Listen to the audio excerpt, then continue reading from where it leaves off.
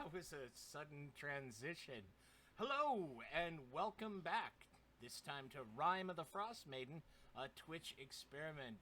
It's been a long break as we got some technical stuff worked out and practiced with the new tools. But we are back, and the plan is we will be back every Sunday until the guys here figure out just what the heck is going on here in the lands of the Icewind Dale. I am your humble host and storyteller for the evening, DM Charlie, and with me are the guys. Starting off to... Oh, he's moved. Yeah, Brady Bunch family, bottom left down there. Chuck, how about you introduce yourself and we'll move down the line. Hey, I'm Chuck Warrior on Twitch, and Finn, the cleric in the game. So I will be not healing our party this evening. Excellent. And to your left, John. Evening, everybody. I'm John, playing Jahan, with a long deaf monk, and I will not be kicking and punching things this evening. Yeah, right. Hey, thank you for the subscription, War Eeyore. All right, and to his left, Dysol, a.k.a. Sir Billiam. How are you, sir? Hello everybody. I am Sir Billiam on Twitch, but I'm Dysol the Swashbuckler, and What I'm kind ready of to swashbuckler? swashbuckling rogue. Rogue what? Rogue Swashbuckler. Halfling. It's hard to tell. We can't tell anymore ever since you were so bundled up in all your winter gear on your token. And to your left... Thank you, Halfling. Halfling, there we go. And to your left, Forrest. Hi everybody, I'm Forrest. I'm playing Ted, the half-elf sorcerer, who is still dying to throw out his first fireball. Yeah, we just leveled up, didn't we? And to your left, we have... Your volume is a notch or two less. Perfect. And to your left, we have Teal, a.k.a. Johnny. Hi everybody, I'm Johnny. I go by Cabot Moo on Twitch, and I am playing an Oath of Vengeance Dragonborn Paladin. Perfect. You guys ready to get back into it? Yes. Right on. So am I.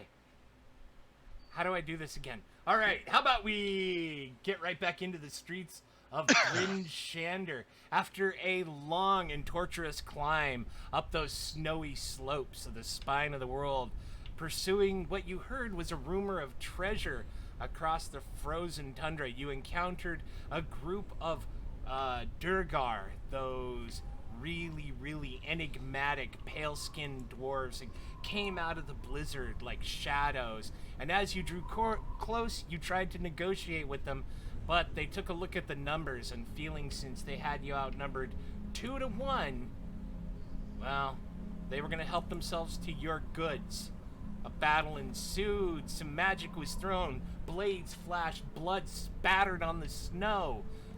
Kicks and blows were made, and then the party helped themselves to the items in the Durgar's packs, and most importantly, their snowshoes.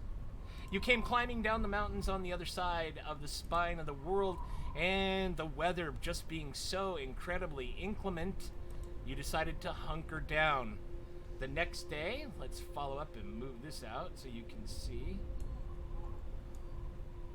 There we go. I'm still getting used to the two-screen view.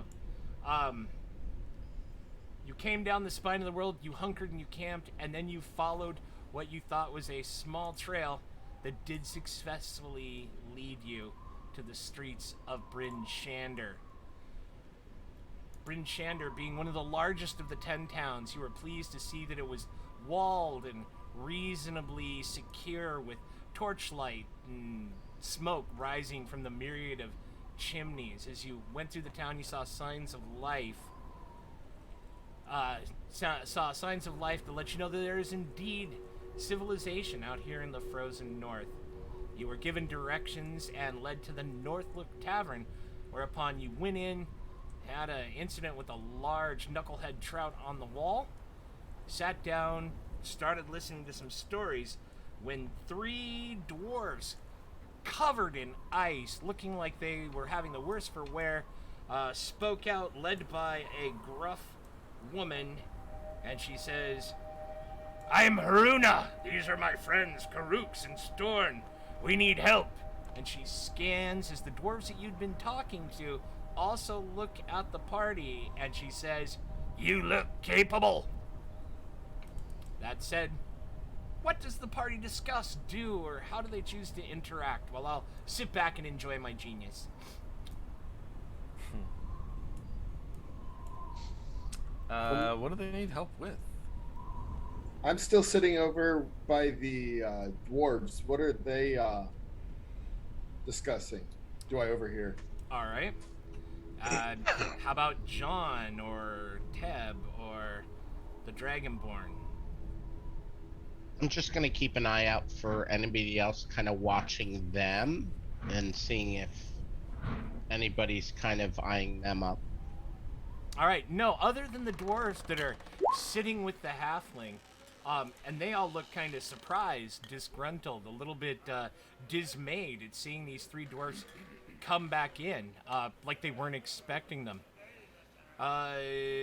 Finn, when you turn and ask Haruna help with what, she looks and she's, "Well, we were chased off of our wagon. We were returning with some iron ingots, and some great beasties came running out of the snow and they attacked us. Three of us made us back into town, but I'm not sure of our companion. I think Obok still remains out there. We need to go after him, rescue him if we can, and if nothing else," one of the dwarves at the table says, "get back our ingots." And whereabouts are your companions? Oh, north of the gate, no more than a league and a half. We were crossing a frozen creek by some trees where the land dips down, and these great beasties just came out of the blow in the brush, attacked us very savage. I didn't get a proper look. I dropped down and we started running. An attack that ferocious, it doesn't do. It doesn't do to stay about, if you know what I mean. Yes, indeed.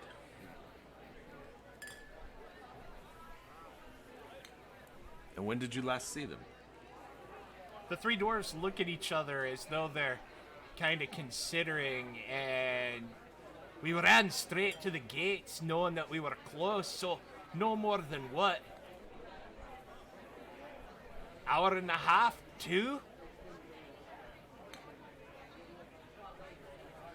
And will you be joining us if we undertake this quest of yours? Haruna turn. Oh, go ahead. Have we talked terms that we've already decided that we're going to help them? Well, I did say if. Yeah. Clearly, we'll make it worth your while. I've got some coin in my pouch and can stand you to beds and maybe, like, she looks down at your gear, better snowshoes, but no, we won't be joining. And she turns and she shows the back of her leg, and you see a big, nasty rent. And she says, "I think I took an arrow to my knee." I hate it when that happens. If only we knew a cleric. Indeed. If only.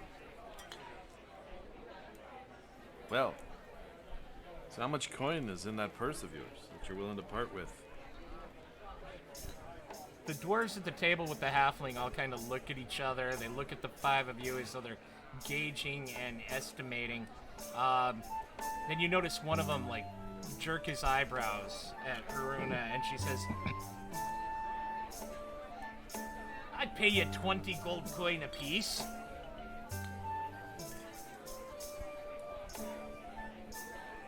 I'd pay myself 20 gold coins to stay here and keep warm. How She much said- are those ingots worth? Oh, large iron ingots. They're worth quite a bit. Easily several hundred, perhaps 1,000 for the lot.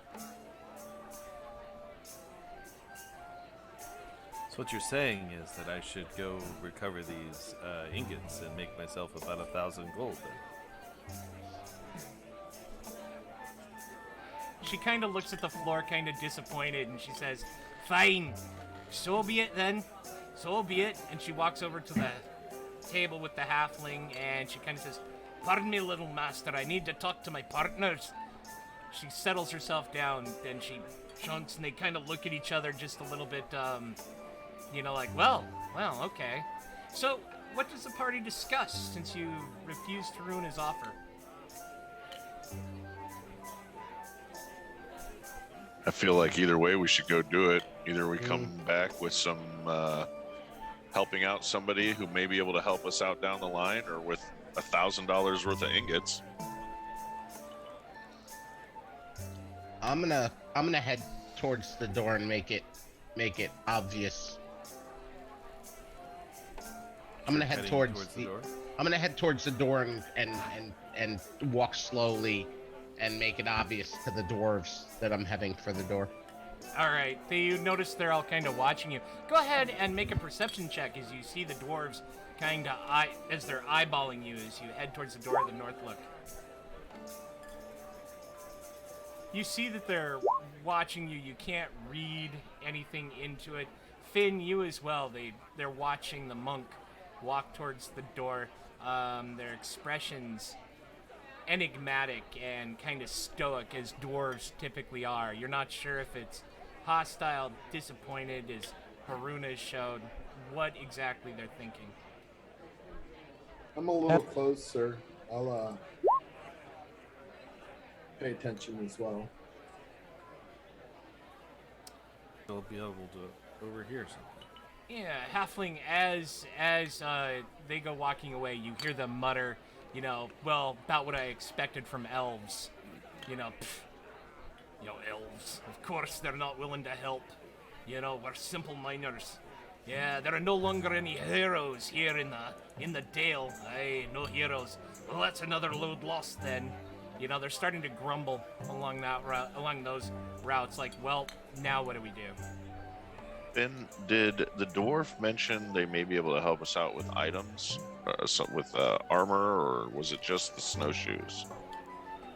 I think they use the snowshoes as an example. Gotcha. So how about you, Forrest? The warlock is sitting there silently perusing the room. So Ted's gonna walk over to Haruna, and he's gonna say, "Ma'am, my partners and I, we are in need of work. However, 20 gold just doesn't seem like enough for what you're asking us to do. You've got a lot of money on the line and the lives of your friends. So maybe we could negotiate a better deal." She looks up and her eyes kind of glimmer, and she says, "Oh, if you wanted to negotiate, you should just speak through plain words and not play games." Go ahead and roll a persuasion roll, please.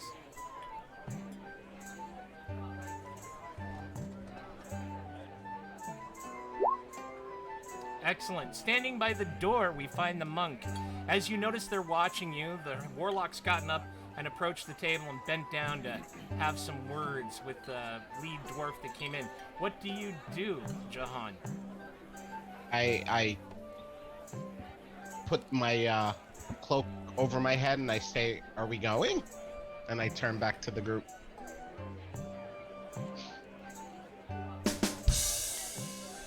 Finn! The monk has just asked you, are we going? Here's we are.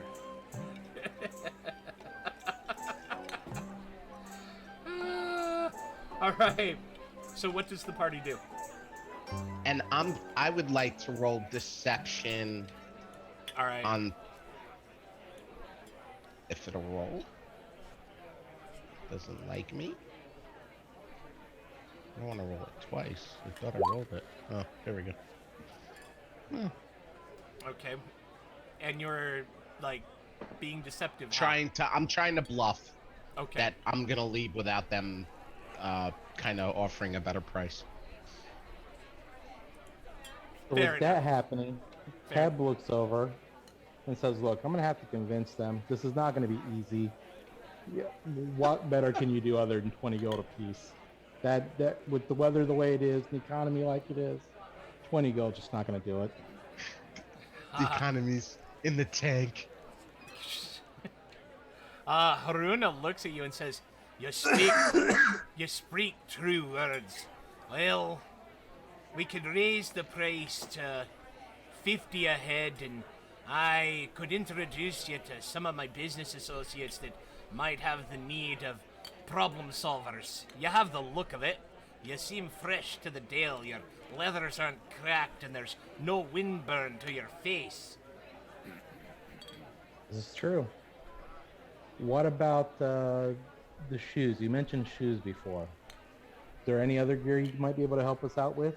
As you said, we are new to this area. They look at each other and kind of lean and talk, and one of them, you hear the word dogs, and the other one kind of gives and like, perhaps, depending on what you think you might need, we might be able to give you a once-over and give you some advice, or tell you about the 10 towns, give you news of what's happening. We're not expecting anything unreasonable. We'll pay for anything that's necessary. Aye, sounds good then. Sounds good. She turns and she looks at the two elves, the one at the table and the one at the door, and in a loud voice, Odoruna barks out, "Is that acceptable? 50 gold coin per head?" Teb nods and says, "I'll go work on my team members. I think 50 will do." She nods and she's like, "Excellent, excellent." And then she lifts her leg up onto the bench, and it's at this point you see that she has got a nasty, like 9-inch long gash on the back of her leg, and she kind of looks at it nonchalantly and said, "Got that leaping down from the wagon. Big beast just clawed at me as I fled." What kind of beast was it? I've never seen one before. I've heard tell. One of those big white fellers with the claws and the horns. I think they're called, and one of the other miners shudders and he goes, "Oh, sounds like a yeti."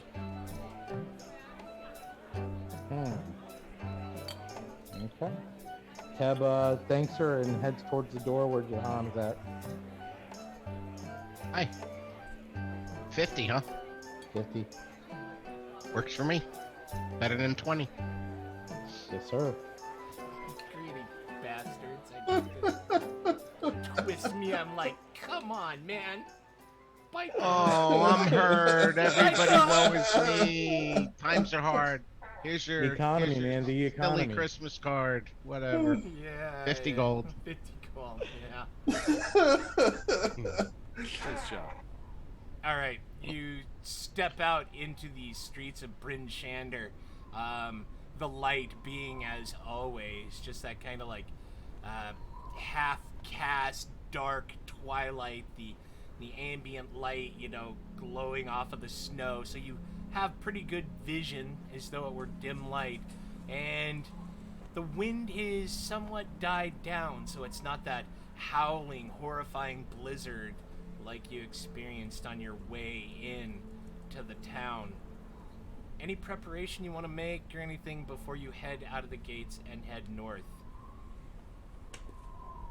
I assume that we all have mittens and rope. Rope. I want to get Yeah, I some have warmer, pittance. I have rope. warmer clothes. I do also not have have s- any. I also have some pulleys and some other things that can help us. I don't have any pins, but I do have rope. Or is it pitons? I never know how to pronounce those. Thought it was. Pitones. Pitones. Pitons. Piton. I got a few. French Okay. for stick.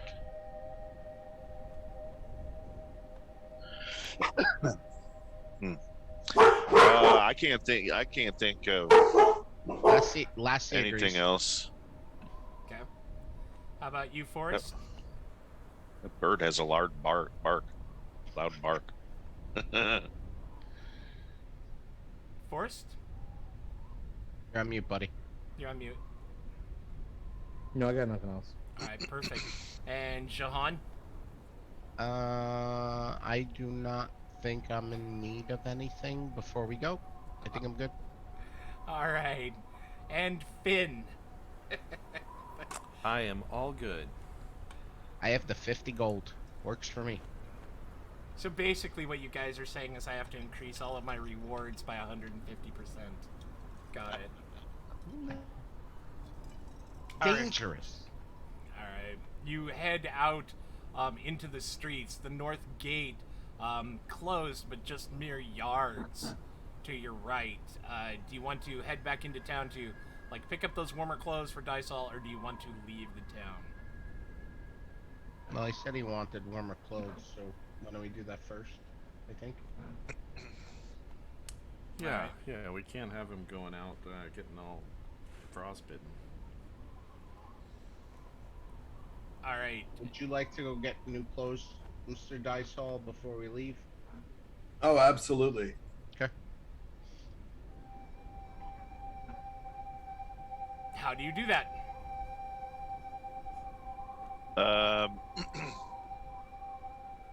I would suggest one of us goes back and asks somebody in the tavern if they know of any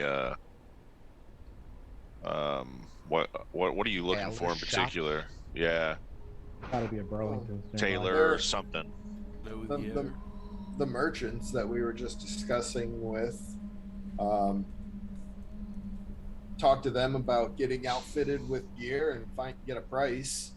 Want to get a hooded cloak and fitted gloves and whatnot. All right. How did you get here? So you go back into the north. Look, you open the door, and the dwarves let out a derisive hoot as the five of you walk in after standing outside in the snow for, a couple of minutes having your discussion. They're all, "Oh, had enough of the winter already, have you? Ha! I told you, Haruna. I told you." And she just kind of looks even more like, "What the hell?" And the rest of the patrons just kind of snort into their drinks, and as you stand, the snow blowing behind you down the street. Be pretty sad if we already had the ingots and dropped them at your feet, wouldn't it? She looks, "I assume you need something before you head out." Yep. And I just Dysol. Discussed getting outfitted with better, warmer gear. And get a price for the shoes and possibly a dog and sled. They look around at the table, and you see them confer really quickly, and one of them gets up and grabs this thick fur coat that's short like you off the back of his chair, and he comes up and he gives it to you, and he says, "Well, we'll have to go and get the new snowshoes made. No one has a sledding team here in town. They're staked outside the walls, but this should keep you warm enough. Here, even you're going after Obrock. He's a good sort. Take my gloves." And another one from the table holds up a thick scarf and says, "Take my muffler." And you realize that should probably keep you warm enough while you are doing this quick investigation a few miles outside of town. So this is just an investigation. It isn't a retrieval. Or retrieval. It's just me throwing an adjective around. No, I'm ready to go. I just want to make sure what our goal is. Well, let's go take a look and find. Yeah. See what's happening. All right. You head back out into the streets, and you leave town to the north. Yeah, I believe they said just north of the north gate, correct? That's yeah, it's right. about a league. Yeah. All right.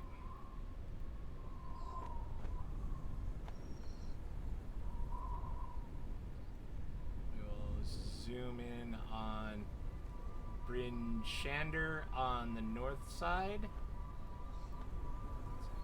Whoops, I don't want to move all the roads. I want to move the name so you can move forward a bit. Oh, crikey. Never mind. That'll just move all the roads. All right, so if you want to proceed, you have two directions, kind of northeast, northwest. Which way do you decide to go?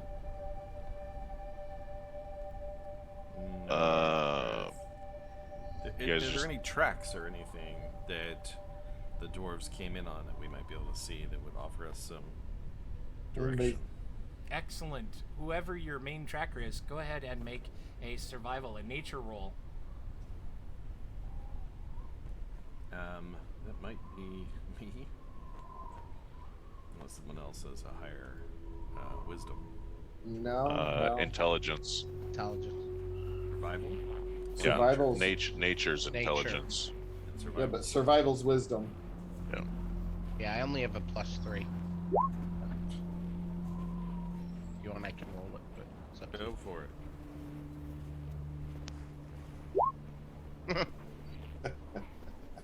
Better, Alright. not by much. The cleric and the monk both turn their noses to the snow looking for tracks, and then realizing this close to the town, half a mile or so, there's a lot of traffic. Some tracks old and frozen, some appearing to be fresher, more recent. But which were the dwarves in particular? Not sure. Would anyone else like to try, or would anyone like to team up to try it again with advantage? Yeah, I'll help Jahan take a closer look. Alrighty. This time, however, the monk, with the light that the Dragonborn is carrying, looks around and sees 3 sets of snowshoes with more snow thrown out the back as though they were proceeding at speed, heading off from the northeast. Like they're coming in kind of northeasterly. I pointed that out to the group, and so let's go that way. Let us go that way.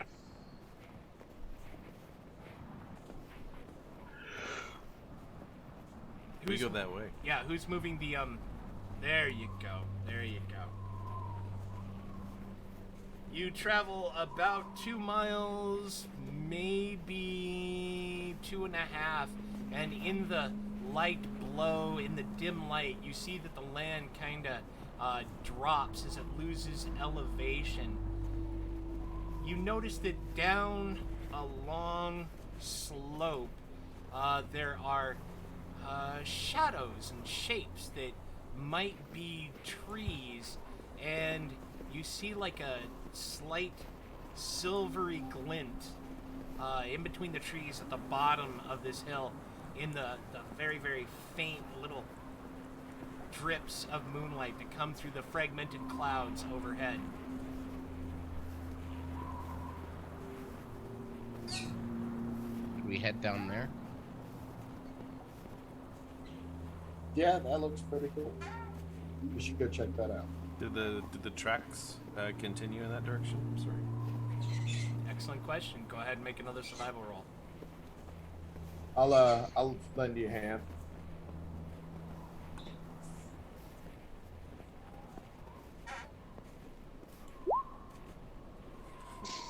The tracks do indeed, although you can't see anything down towards the base other than like the deep shadows of the trees and a few other uneven shapes at this distance. All right. How do you proceed in?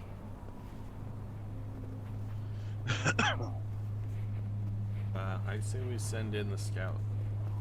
Yep, I'll go sneak in and check it out. See what I can locate. Okay, give me a stealth roll as you head on down.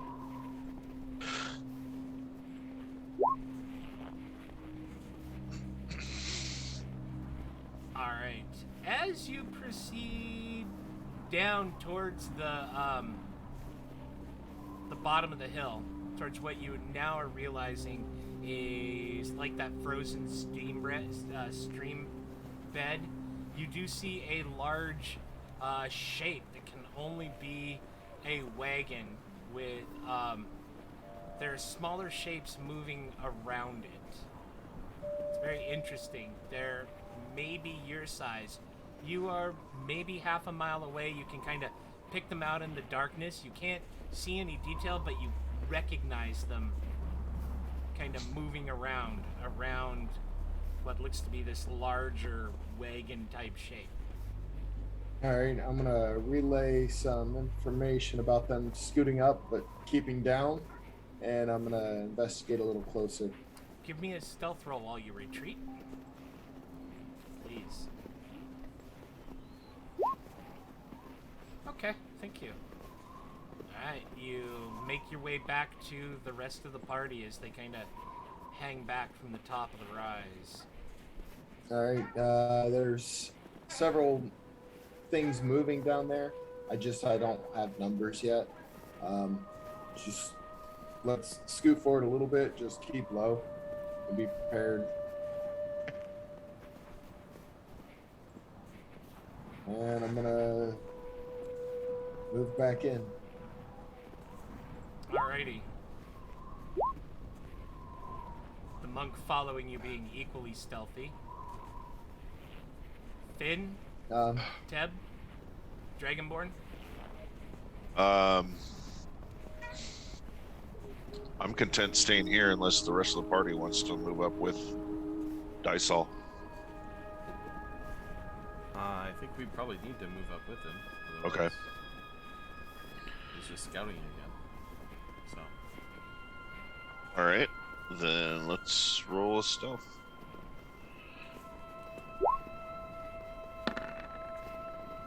Okay, thank you.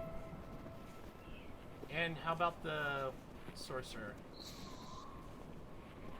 Sorcerer's only going to move up about half distance. He's going to stay somewhat back away quite a bit. Alright. As the four of you proceed about halfway down the slope that leads to that low valley, it's easy to pick out those shapes that are crawling over the remains of the wagon. It's easy enough to see now in the darkness at the bottom of the valley.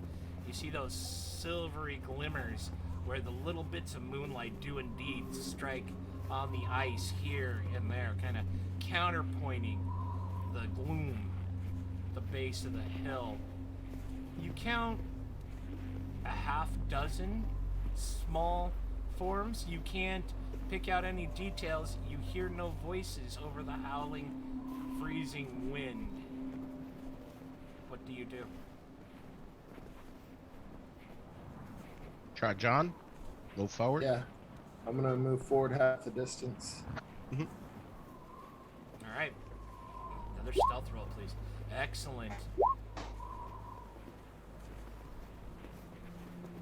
I see both the halfling and the monk dropping low and belly crawling through the snow, approaching silently like hunters. As you draw closer, you see the shapes still moving. All right. What tracks were you looking for, Finn? Sorry. I was supposed to be being stealthy. Oh, okay. Instead, I was being not survivably.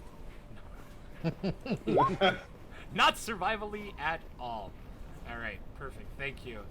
All right, as you guys approach, go ahead and give me a perception roll to see if you can pick out what those forms are down at the bottom. I'll move up slowly with them as well. All right. Teal takes a step, and there is a loud clank as the Dragonborn steps on an icy rock under the snow and kind of loses his footing and sits down with just a thud. And all of you tense, your breath frozen and held as you watch, and you notice it down at the base of the hill. Those forms all freeze for a moment, and then slowly, cautiously return to what they were doing in the darkness. Looking down the hill, Finn, you are rather certain you recognize the forms. These are most likely goblins. Can I hear what they're saying? I do speak Goblin. Yes, absolutely. Because of the wind, give me another perception check at disadvantage. Please. Sure thing.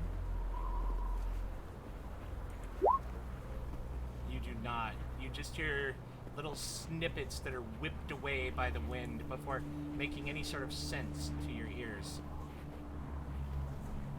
Ev is going to use his thaumaturgy to make the wind sound even louder as he starts walking towards the rest of his group.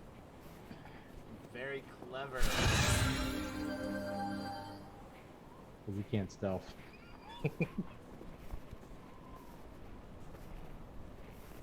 And how long does thaumaturgy last? A minute? Or is it Yes, sir. Okay. All right. The sound of the wind picks up, becoming almost a dull roar around you, and oddly, disconcertingly, like the wind itself does not, and you realize that it's your companion's magic. Using this, how does the party proceed? I'm gonna move closer. Stealth. All right. Ev's going to keep up the thaumaturgy. He's going to use it again.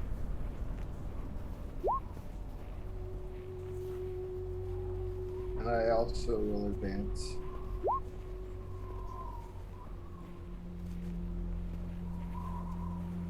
Perfect. Alrighty. I will put you on the board.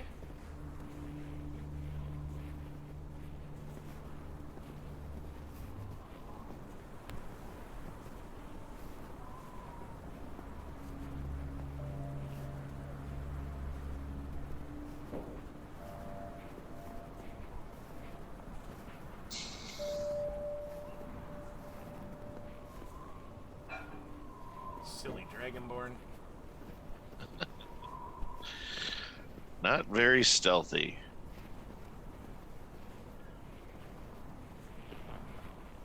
Alright. Whoops.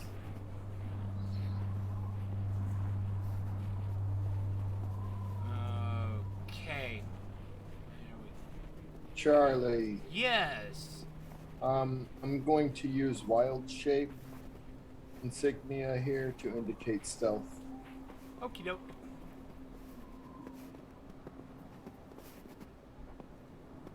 You see the goblins, they have thus far taken no notice of you. You notice that just north of the wagon, they seem to be leading a pair of polar bears as though they're going to try and hook them up to the wagon and draw the wagon away. It's more of like a large sled, wagon being the wrong term. It's clear that they have not noticed you.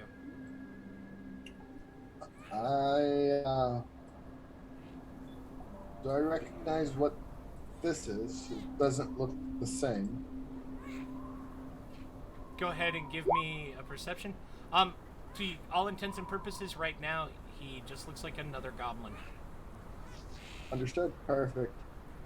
And how many?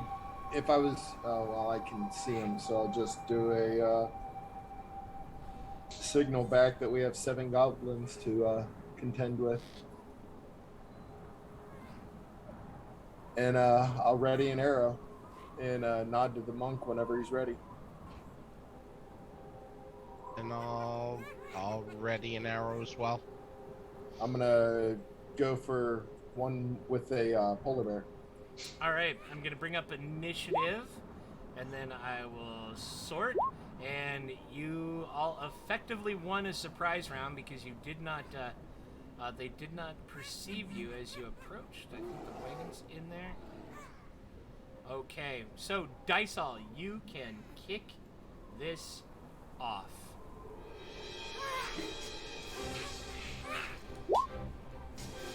Which one are you shooting at, sir? It was this gentleman here. Okay, the one leading the polar bear. Perfect. Alright, I'm catching up to you here.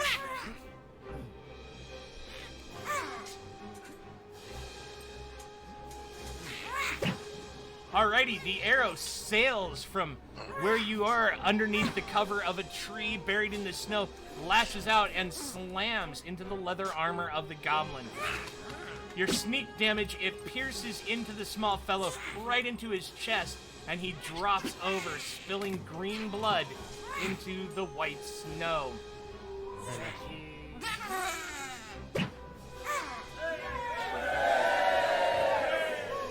kill. Well done. Monk. I went right around. I am going to shoot the other goblin here. This one here. Alrighty. Really? A blast of unexpected wind comes out and sends your arrow spiraling, and it disappears somewhere into the trees along the frozen riverbank. Do you have anything else you want to do? I am going to move up. 1, 2, 3, 5. Is any of this half speed? Oh, I'm This glad. is ice. Yes, actually, the whole thing is difficult terrain because it Okay. is so slick. Okay. So half. So half, right? Calf, that is correct. Thank you for asking. No, you're welcome. What's half of 45? Is it 25 or 20? Round up, 25.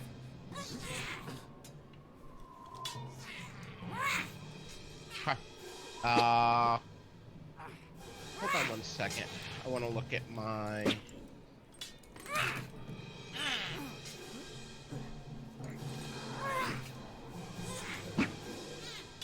I'm gonna use a key point to dash as a bonus action. Alrighty. 2, 3, 4, and I'm gonna end up there on my goblin friend. Thank you. Thank you. Alright, cleric. I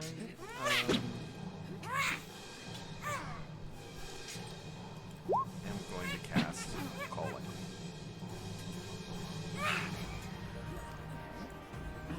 Yes, you are. Why not? Why not? Alright.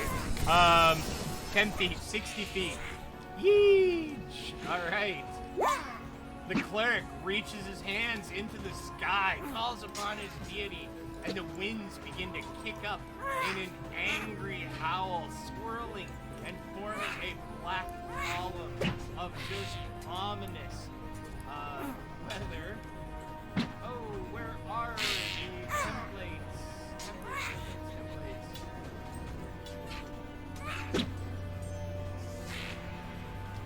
Was that the one thing that I'm like, what was the one last thing? Alright, I don't see them. that was the last thing that we didn't write down. Okay, I've got to have the template. Alright, so based on where, my friend? I mean, it's 60-foot radius, so I imagine I can pretty much cover all of that area. Sure. So, where do you want to center it? Well, I would be moving the attack on each turn. Yeah, it covers the whole thing. Okay, just Yeah. centered on it. Each creature within a 5-foot radius has to do a dexterity save or takes a 3d10 lightning damage.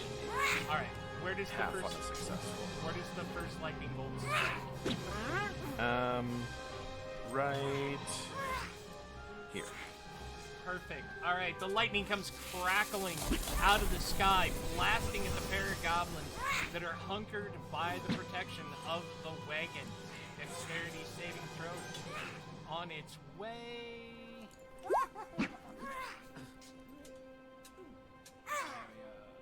Check. Dex saving throw. Let's see what they get.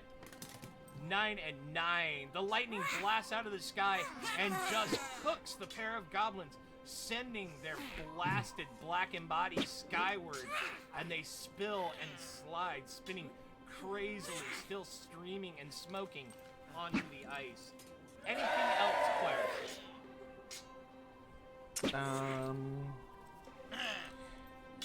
Not this turn. Thank you. What are those words I'm thinking of? What's the opposite of under? What's the other? Dragonborn! Paladin! Appropriate. All right. Teal is going to move here, Alright. and he's going to toll the dead on the goblin in front of Jahan. Alright. The Dragonborn claps his hands. That sonorous sound rolls out. Bong! Bong! It spreads across the frozen stream bed, blasting snow out of the trees. All right, DC 15 Wisdom save. Wisdom. Aha! The goblin hunkers down and looks like he's just a bonehead, and your magic rolls through him, and he takes no damage. Anything else? I have one more movement. I'm gonna go out onto the ice. Alrighty. You found yourself a well-educated goblin. You really did. Alright. Sorcerer Supreme. A wise one, at least. He's wise enough to know Alright. that he should have chose a different career path. Ted is going to aim for this guy right here with a fire bolt. Alrighty. I'm not using the fireball.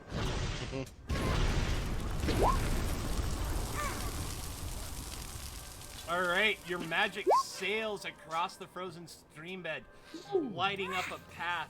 You see the cooked bodies off to the right as the firebolt slams into the leather armor of the goblin, leading the polar bear.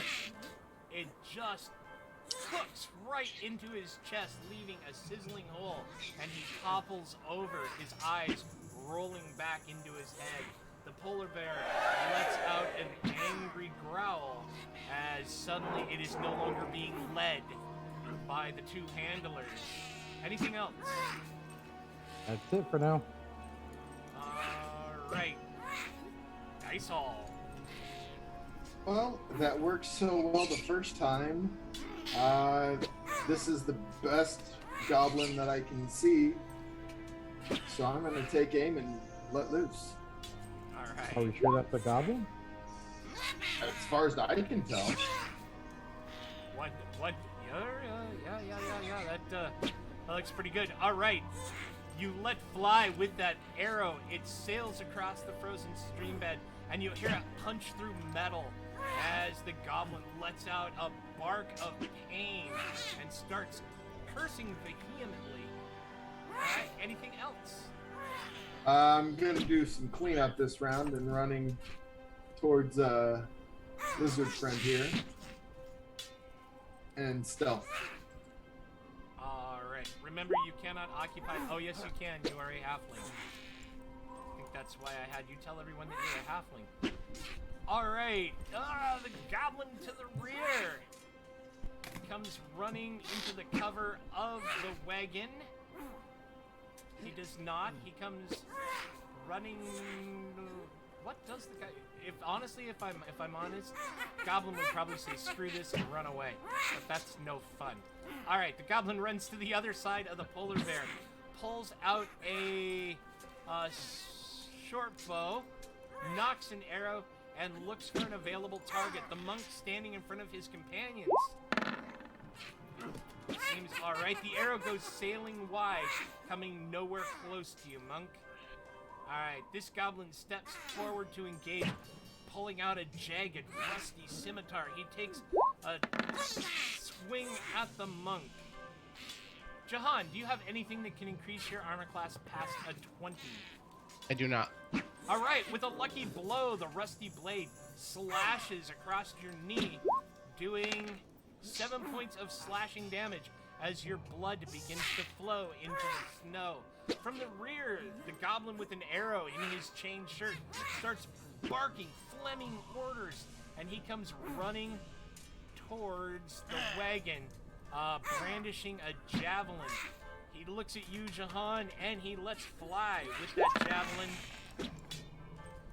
which goes wide and lands uselessly skittering onto the ice. That is a dead goblin.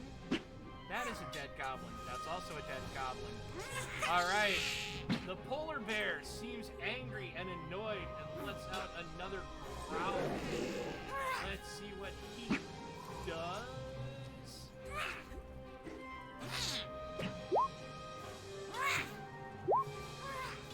Alright. The polar bear seems to obey its training and stays where it is. Monk, it is your turn. I am going to attack the one directly to the front and right of me. All right. Twice. First strike is a 12. You lash out with your mace, and it just crunches into the goblin's leather armor. Roll damage. Oh, 7. Yeah, 7. Crushing his rib cage, and more of that greenish blood just comes gouting out of his mouth as the small fellow is crushed between your weapon and the heavy wood of the wagon. I'm going to take my second attack on the one to the northwest of me. All right. 22 for 11. You bring your mace in an overhand arc and brain the fellow, and down he goes, just making another greenish mass on the snow. And I am going to stay where I am. And that's my turn. Thank you. Perfect. You. That is the goblin. The other polar bear.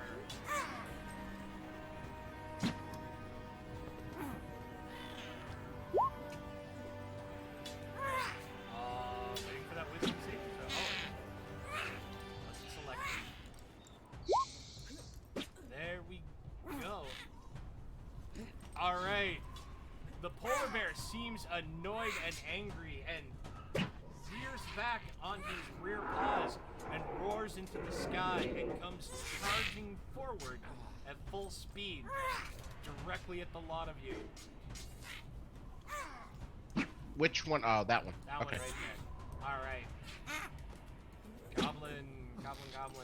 All right, this goblin also pulls out another short bow, takes another arrow, knocks it, lets fly at the monk. The arrow finds a lucky gap in your defenses as you spin, slicing past you for 4 points of piercing damage, Jahan. Finn, cleric, your wind is kicking, the lightning crackling in your spell. What do you do? I would like to redirect the next lightning bolt to this location. Perfect. All right, everybody within 5 feet, and that was a dex saving throw, correct? That is correct. One dex saving throw against your DC of 14. 14. Well, holy crud. All right, the lightning comes sizzling down with a loud smack. However, it cooks both of the goblins, who let out hideous screams as the electricity just crackles through their bodies, and both of them drop. The polar bear takes the brunt of it on his heavy, broad snout and his shoulders, black scissoring marks appearing through that white fur, and it seems that all you have done is just enrage the huge beast. Anything else, cleric? Nothing. Thank you. You're welcome. Alright, that is a dead goblin. Still a dead goblin. And Dragonborn. Alright, I am going to move forward. 15. And I will toll the dead on the polar bear in front of me. Alright, you clap your hands. That sound rolls out once again. That bong, bong. A huge animal comes trekking forward right into it. Your Was there? Oh, go ahead. I'm sorry. Was there any damage taken from this target yet? There was not. I don't believe. Yeah, I didn't believe so. Yeah. Alright. Oh, and I was doing the wisdom save on him. There we go. If it meets, it beats. The polar bear shakes your magical attack off as the sound dissipates into the cold, unfeeling hills. Alright, sorcerer.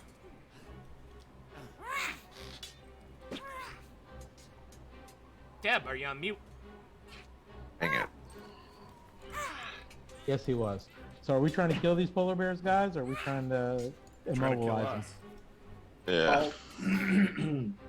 It's a trained polar bear, so you may just need to be able to get animal handling on it if anyone is able to. I'm going to try on my turn with the one in the north. Yeah, this Well, one. Been hit already. The So one This in one- the north's been struck by lightning. It's not going to calm down. And this one's charging. I don't think that we'd be able to save him, but or not save them, but friend them. Always feed him goblin. I mean, unless somebody's got a But that one's been Spell. struck by lightning. It's not going to be good. This one's pissed off, but it's still trained, and it hasn't been hurt. It's possible. I am gonna attack this goblin way up here. Last goblin. All right. I'm not gonna be part of this polar bear killing plot here. We do have a T-All that can always carry the wagon, worst case scenario. You do. All right.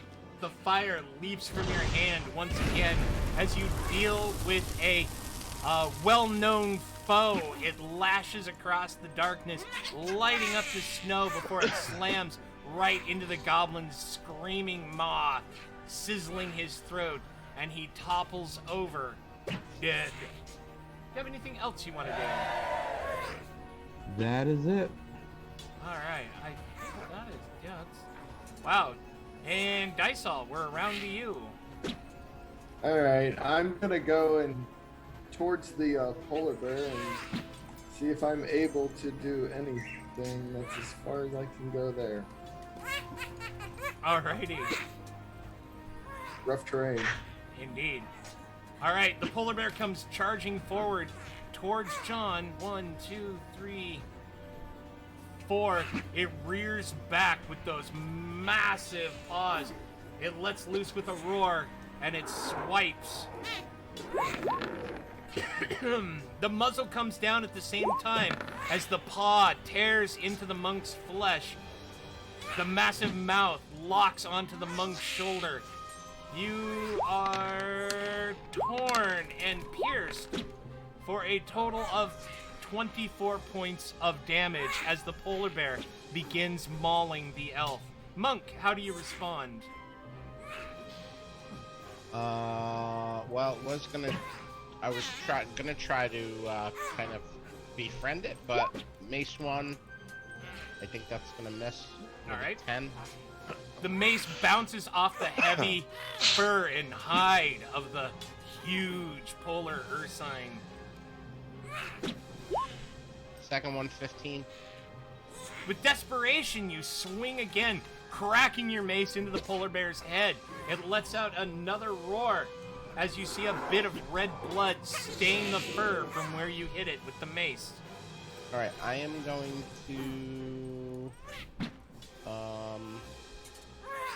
going to spend a key point since I connected and use stunning strike. All right. Constitution Constitution saving throw. Alrighty. And my DC is what?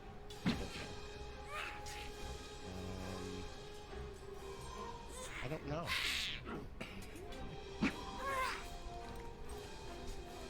I don't know what my saving throw is. It's usually a 10 plus your proficiency and possibly a stat bonus. Isn't it on your player sheet? No, I don't see. I see passive wisdom, but I don't see. Go to your spell sheet. Spell save DC's at the It top. says 0. Doesn't have one. Because this is a thing. It's 10 plus your proficiency bonus, and I think in So this that's case 13. 13. And it sounds right that it includes one of the stats, does it not? Let me see if I can get a breakdown on that. Yeah. Well, if it's just 10 plus a proficiency bonus, it's moot because the polar bear rolled a 10. So there is a loud clock, and the polar bear lets out another growl and shakes its head and appears to kind of be dizzy, not know where it is. Alright, it is stunned. Let me mark it so. So, Charlie, as this one approaches me, am I going to be able to drop the animal handling attempt on it? If you get to go before it. Well, I had moved and then ran out of movement, so I just held everything else. Oh, okay, yeah, I will allow that then. There, we'll show him his stun. Alright. And polar bear. So before it goes, I will go ahead and let you make the animal handling with a disadvantage because it is a roll. No, you can tell that it is not even going to listen to you because you look a lot like a seal in that big coat. All right, polar bear comes crushing forward. You had said nothing about stealth as you ran out onto the ice. The polar bear swipes at you, opening its muzzle. And dice all, AC 16. You avoid being bitten as you duck low. However, a paw comes sweeping up and tears into you, doing 15 points of slashing damage as you are just batted by the huge monster. That is a dead goblin. All right, Cleric, your storm is still blowing. I would like to bring the lightning down right behind the bear that is attacking. Actually, the bear that is attacking Jahan. Alrighty, the lightning comes crashing out of the sky. Another dex save. Oh wait, the bear is stunned. Alright, stunned. I think he has disadvantage. Let me double check for us. Stunned would be disadvantage on dexterity saving. Yep, throw. disadvantage on... So we will roll this twice for him.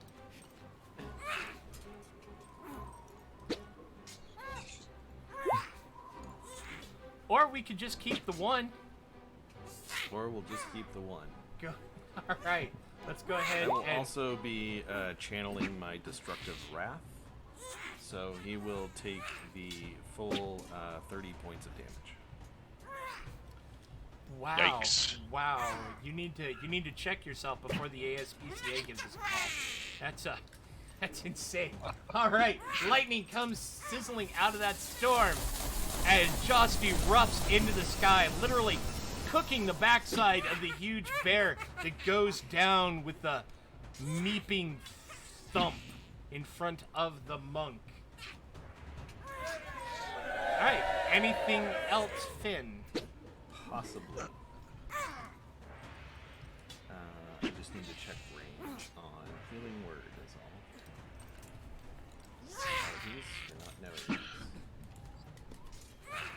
60 feet. Healing word on that's all.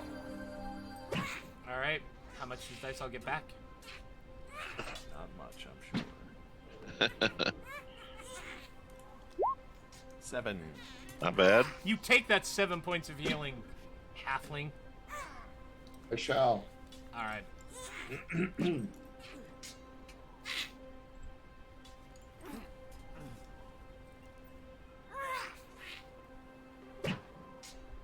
That's all, sorry. No problem. No problem. Just backing this up a tiny bit. Where are you on the board? You're way down there, aren't you? Yeah. Mm-hmm. Finn and yep, way down, just off the battlefield, out of the battle space. All right, Dragonborn, what do you do?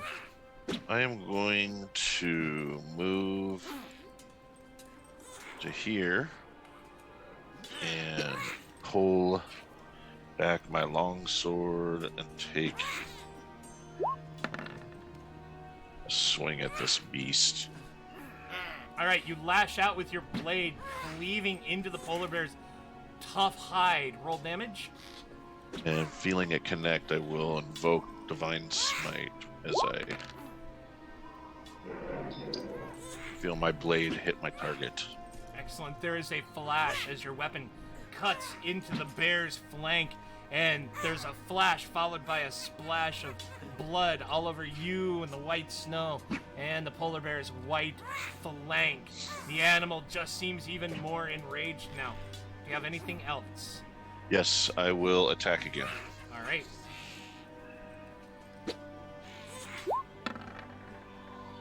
Oof. This time, however, your blade bounces ineffectually off of the large animal's body. Any bonus actions before we move to the sorcerer? Nope. All right, Teb. In resignation of not being able to get one of these polar bears under our grasp, I'm just going to help them kill this guy and shoot a firebolt that way.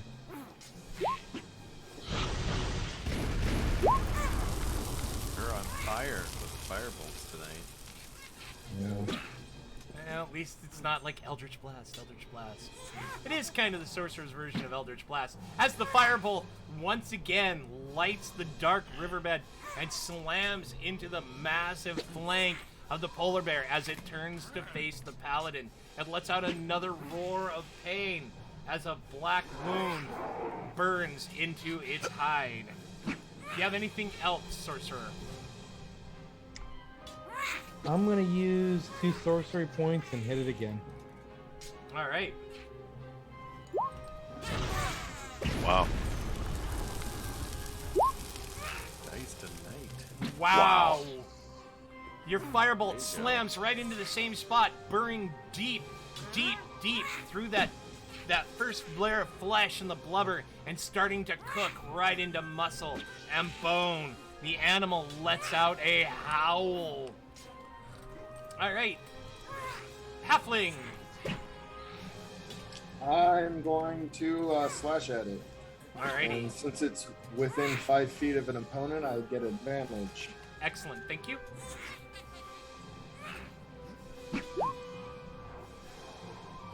All right. You dart forward with your short sword, stabbing at the huge brute.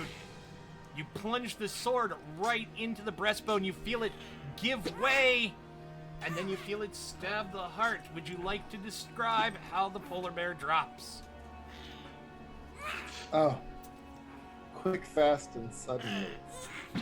With a thud that kicks up lots of snow, and as quickly as it begins, mere seconds, less than 30 seconds later, this battle is over.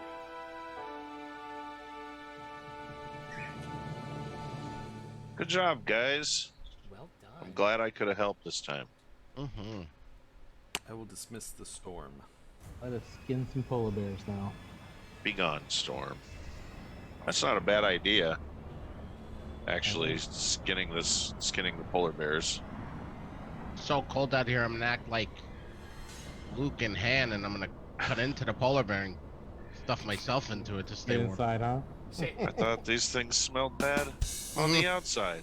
it's for all you Star Wars fans out there. I think we should oh yeah, we should play it. We should play it. Hold on.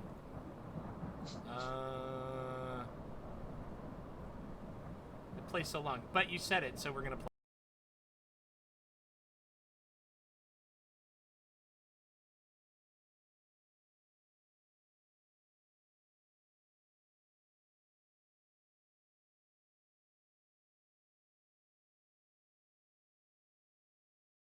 That's right. That's our new thing. Star Wars Easter eggs. I just decreed. So, all right. How does the party wish to proceed? What do you want to do?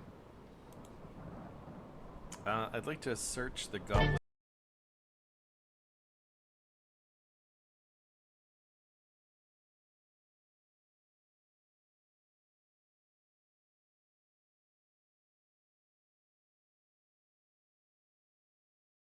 Plays for me twice. I won't play them for myself anymore. They play twice. Okay, you're going to search the goblin boss. Perfect. So Finn is going towards the goblin boss. What is the monk doing? I am going to check the goblins in front of me and the polar bear. All right. How about the halfling and the sorcerer? We're working together to check the card. Okay, perfect. And then lastly, how about the dragonborn? Have we decided if we are going to skin these polar bear? Sounds like a totally paladin job there. It really, I really will. does. What would you want to roll? Animal handling or survival? We'll come back around. Handling an animal. Okay. This is not Red Dead Redemption, all right? But It's not manhandling an animal. oh, I can make a brooch, or I can make a pterodactyl. there you guys are. Comes Cheetah. Okay, so Finn, looting through the goblin boss. He's got a tiny set of like torn up chainmail and weapons that are not fit for somebody civilized. Most interestingly, though, he has a small sealskin pouch that you pour out into your hand, and you see it's got 13 silver coin, about 25 copper, and there is a small bone whistle. There are also 2 small potions in it of unknown what they do. They're in like small miniature water skins, like hard leather flasks. They smell crude. They smell like they were probably fabricated by a shaman somewhere. They smell like shit. Sham, wow. I will pocket the items. All right. Jahan, looting through the pair of goblins in front of you, you come up with a handful of copper pieces, just a dozen of them. The polar bear has goblin constructed tracing, like straps and yoke and leads and stuff for attaching to, well, maybe not something as big as the wagon, but they're well made. What you're gonna do with them now, I don't know. Can I figure out how to take them off of the polar bear? Oh, absolutely. It's just a matter of a few minutes work to like move the massive animal. However, you're not very strong, are you? No. I'm not. Your strength is A 10. A 10. All right. Yeah, the polar bear's coming in at around 800 pounds or so. So in order to roll it to get the traces, I'm going to need an athletics check, or you will have to draft one of your companions to help you move it to get the tracings out from underneath of it. Dysol and Teb, clambering over the wagon, you notice that towards one end of it there is just a huge mess of blood that doesn't match with the battle. The goblin blood is green, the polar bears died nowhere near it. It also seems frozen, and it's starting to turn that kind of blackish red of old frozen blood. There's even some frost on it. There's damage to the front of the wagon, huge, massive raking tears that look like 4 long stripes, fully a yard long. Inside the wagon, however, you do find 10 large iron ingots, and they're wrapped in heavy burlap and strapped down. They're big. They're big. They're like an iron pig. So they're 2.5, maybe 30 inches long, and fairly big, and they're stamped with a dwarvish symbol on each hand of a hammer. On each end of a hammer, and you can tell that they're dwarven, but they're coming in at around 40 pounds apiece. And there's 10 of them? Correct. The blood that we see on the ground, do we see any body parts, any trail from where the blood went? This is probably that I would assume that this is the blood from the dwarves. Yeti. This is their ingots. The dwarves are dead, and we got their stuff. Yeah, but they had their buddy that was out there still. I wonder if maybe That's probably him. I mean, we can write his name in the snow later. There's no body. Or body parts, just blood. I ain't got no. Well, I was going to ask you to make a investigation roll. Sure. Oh, my investigation was 17. Oh, okay. I didn't see that you rolled a new one. That was originally for the wagon, I thought. All right. Okay. Understood. Yeah. I will investigate. I am helping Dysol investigate. All right. God, So we 10. suck. But Finn's got a 22. As the halfling flounders around the huge blood stain, the cleric looks over, and you are able to see that there are bits of viscera, like meaty threads, in the mass, in the frozen puddle, and just looking at the amount of blood, you realize no living creature, no living civilized man size or so creature could lose this much blood and survive. It's a copious amount. Then for looking for tracks, I would need a survival, a nature. Going back to the Dragonborn, skinning the polar bear. Nature roll, please. Survival. I can do that. You make a credible job of it, but skinning a whole polar bear is a lot of work, and you are working at it for easily the next half hour or more. Understood. All right. That is what you have discovered.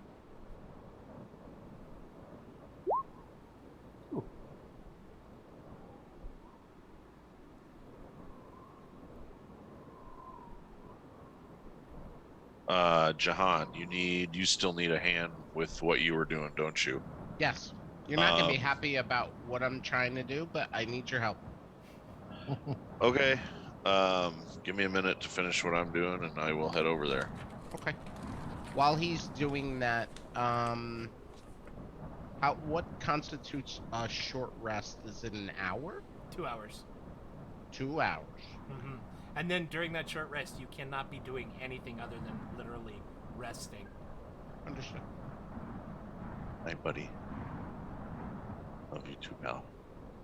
I will go over to Jahan and cast Cure Wounds. Thank you so much.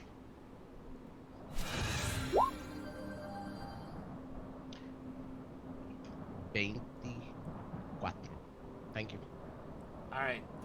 You walk over to the monk, heal him of some wounds. The halfling is still scrambling over the wagon. The sorcerer heads off towards the trees to maybe relieve themselves, while the dragonborn is, elbows deep in trying to get the skin off of this polar bear. What are the rest of you doing? I'm just waiting on. How strong is Finn? How strong are you, Finn? Well, Mr. Teal. Feeling pretty strong. Can you help me roll this bear so I can get this gadget off of it? Sure. Athletics with advantage, please. Okay. Why don't you? Can we each roll once, or me roll twice? Whichever you want. You want to each roll once, Finn? Sure. Alright, the monk strains and is unable to roll the stiffening corpse over. Finn is quite certain he feels something pop in places that things should not pop. Alright. Story of my life. I'm gonna see them struggling, so I'm gonna come over here, and I got some rope and some pulleys and some pittons. I can rig up something to help assist with rolling it over. All right, that's going to take probably 20 minutes or so to get set up. Go ahead and All give... that stuff, but you didn't bring a winter coat. Rogues, what can you say? What can you say? All right, so that's going to take you about 20 minutes to get rigged up, but afterwards you are able to roll the stiff corpse over, and Jahan, you free the tracing from underneath the corpse of the polar bear. Awesome. I take it off. All right. And I walk it over by Teal, and I'm sizing him up to see if it will fit him. To pull the wagon. All right. Yeah, it would. You might have to tighten some straps and some buckles, maybe like cut down some of the tracing, but that'll work. And as you're holding it up behind him and everybody's watching, kind of, the Dragonborn stands up with a bloody, not too torn apart polar bear skin, and like, look what I did, and you've pulled it free. In the cold wind, it stiffens quickly, and you realize you need to get it rolled up and stashed, but Can we use that to drag the ingots? We could just leave the ingots here and tell them where to come get them. Oh, it wasn't our job to bring them back to them? They just wanted information. Yeah, we didn't. Oh. We didn't say we would bring them the ingots. How heavy were the ingots? 40 pounds. 40. Pounds We each. We'll take one with us so we can show them that it's actually here. And how Why many? don't we Oh. say there's just 6? Aren't 7. we about to harness a TL to drag this for us? I mean, But we might that's as why, well. you know what I mean? Like, yeah, I mean, I'll help. We have rope. I'll trudge. I'll guide. All right, so we are going to hook up Jahan and Teal to the cart. I'll help. I have rope. I'm riding the cart. No. I am not Oh, yeah, I'm definitely carrying riding you. the cart. You will walk. We will help bring the cart. Because we might get like 100 gold out of this if we bring the cart to them. Maybe. Hop in, cleric. Let's go. Are you really letting him ride in the cart that we're pulling? Yeah, at some point he's gonna need to heal me, so whatever. And then points now. Okay. I fasten the rope around myself and I hook it to the cart. All right. We're gonna move the corpse out of the way. Go ahead and turn the Is cart there around. a whip in the cart? There is not a whip. Wait, is this the front side of it here? No, I think the this front is I'm with your block and tackle. You are able to get it turned around, and the two of you are strapped in. Is everybody aboard? What is the halfling doing? I'm gonna follow behind. All right. You guys all get loaded up. I need the two of you because you are now tied into the wagon. I'm pulling it.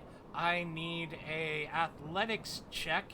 We will sell Tial because he is the stronger of the two of you with advantage. Ooh, the Dragonborn leads into it. His heavy hobnail boots biting into the ice.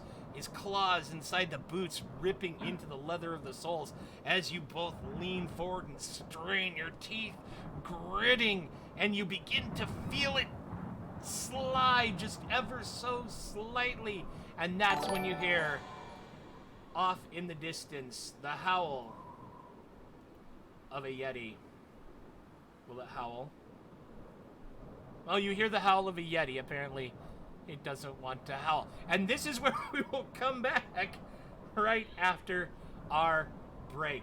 Everyone. No. Perfect. I'm gonna die chained to this cart. Oh, yes, you are.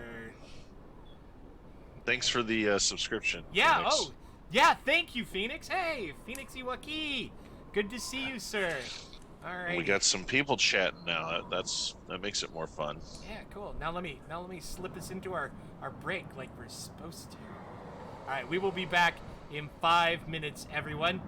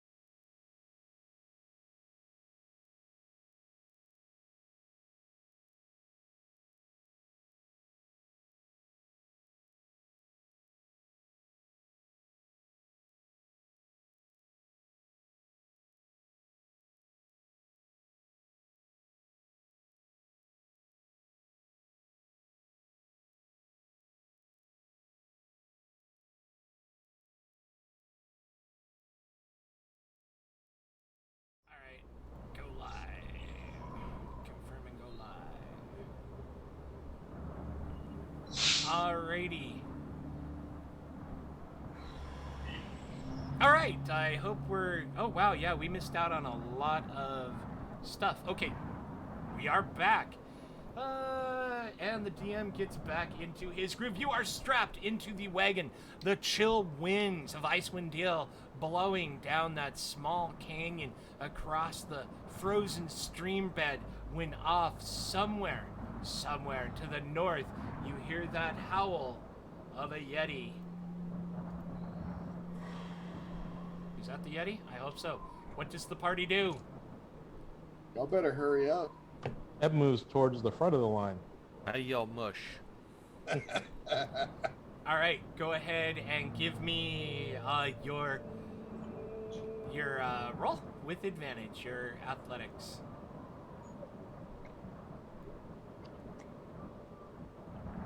And so far, this thing's only moved a couple inches.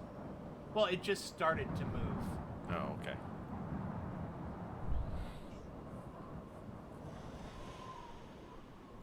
All right. TL. Yeah, TL. Roll I again. apologize. Thank you. Am I doing it with it? With advantage. Yeah. Yes, please.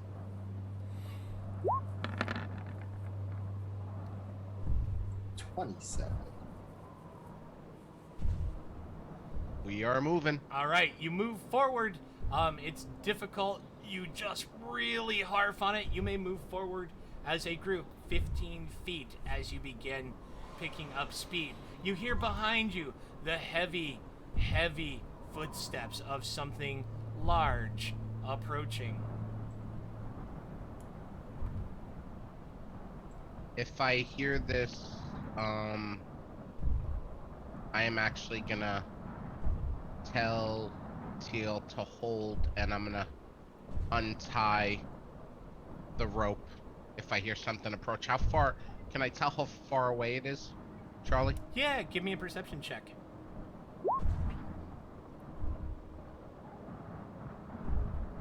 23?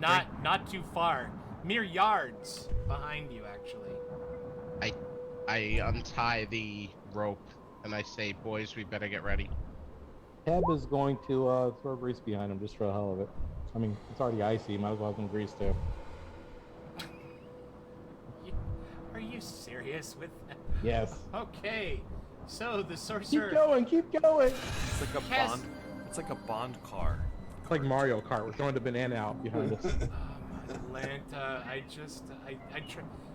really try to, put... I saw you got those All caltrops. Alright, bringing up the grease. It'd be pretty funny if the monkey tripped on the banana. Whoop! It really would. And slid all the way to us instead of stopping in a polar bear. Alright, how big of an area is your grease? 15, 20? 10-foot square. 10 foot square. Roger that. Thank you. Should have said 600. Why would you? And say directly 10? behind the cart? I'm gonna be honest. A little bit back, on the ice though. Well, yeah, that right behind us is fine. We're just barely on ice. Never mind. Okay. You speak your words of power, and this besmirching foulness stains the already bloody, torn up, battle-smeared snow, just dripping it with grease that rapidly begins to freeze in the cold temperatures as those heavy, heavy steps continue to approach. Oh, that would be like shards of glass. I pull out a torch Mush. and I hand it to Tab and I say, "Can you light this?" But he could just light the grease with thaumaturgy, right? Or that too. I was gonna toss it, but that's fine. All right, I like the grease. All right. You light the grease and it goes up in flame. And as it does so, it highlights the form of a pair of approaching hunting Yeti. That close? Jeez. Mm, You know, I love you guys, but natural camouflage. natural camouflage, and none of you guys, Said you looked, made perception rolls. You nothing, nobody. You just. I did. Newbies. Yeah, that was. A turn ago. Yeah. All right. Fair enough. Yeti voice. They have the drop on you.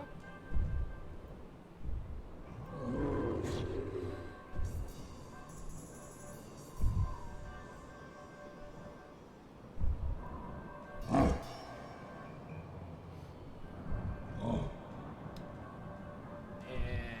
get this ready. So think about what you're gonna want to do when it comes round to your turn. Scream not in the face. Not again. Not like this. All right. So the first Yeti. Let me put some fighting noises in there for us.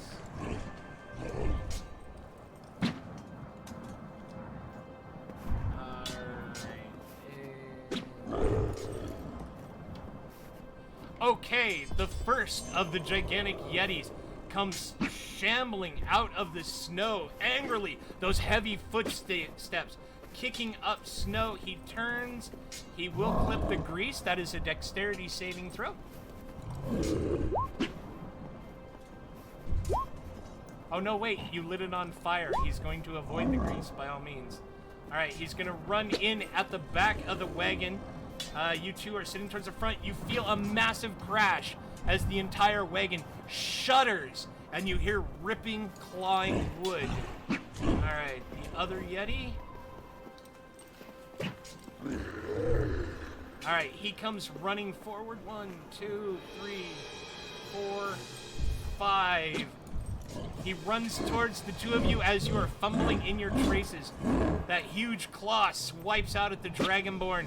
One swipes out at the monk as you fumble with your traces. All right.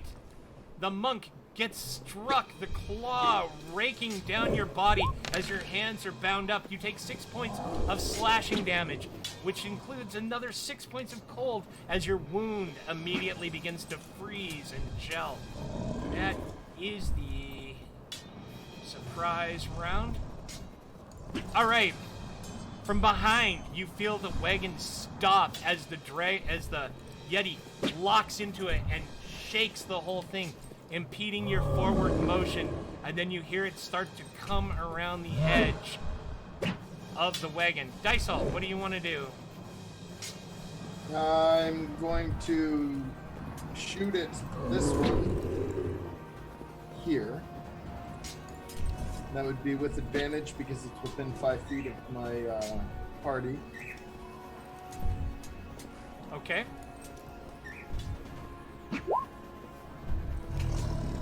So 18 for 14 damage.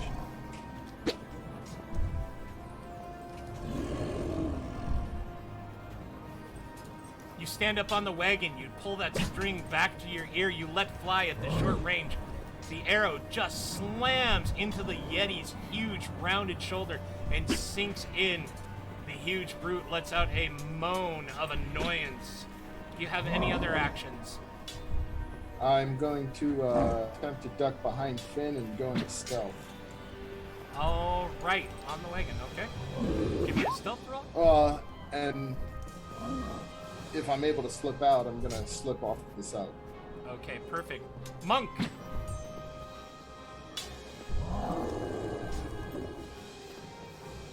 Are you muted, John?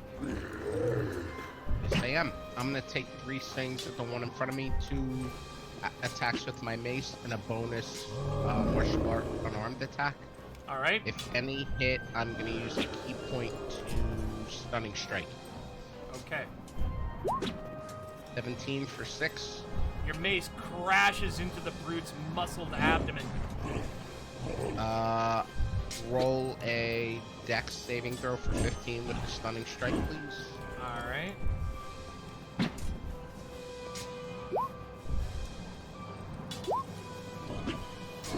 And we said that was a 13.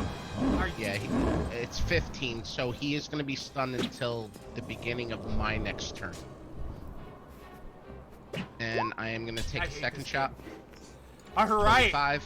as the Yeti stands there, his belt clearly rung like, ugh, from that massive concussive blow that you delivered to his abdomen. You deliver a telling shot to his leg, and you hear a crack, and the brute just kind of drools down his massive gorilla-like face past those fangs as the pain slowly rolls up into his head. Anything else? Now let me ask a question. If something is stunned, is that with advantage on attacks or no? I don't know. Attack rolls against the creature have advantage. Okay. And then one unarmed attack for my bonus attack. Alrighty. 21 for 7. Alright, and you lash out and you punch him, and you feel the flesh just ripple and bruise underneath your hardened knuckles. That is my turn. Thank you. Alright. Alright, the Yeti turns. Oh, he is stunned. And yeah, he just kind of makes some noises at you and just seems completely incapable of doing anything offensive towards you. Finn. I'm going to cast Toll the Dead on the one that they've been attacking. On the one that they've been attacking? Yes, sir. Alright, perfect. Another wisdom saving throw. And he's stunned, so he has disadvantage. Yeah, that's gonna fail. You clap your hands from the back of the wagon, and that spell bong,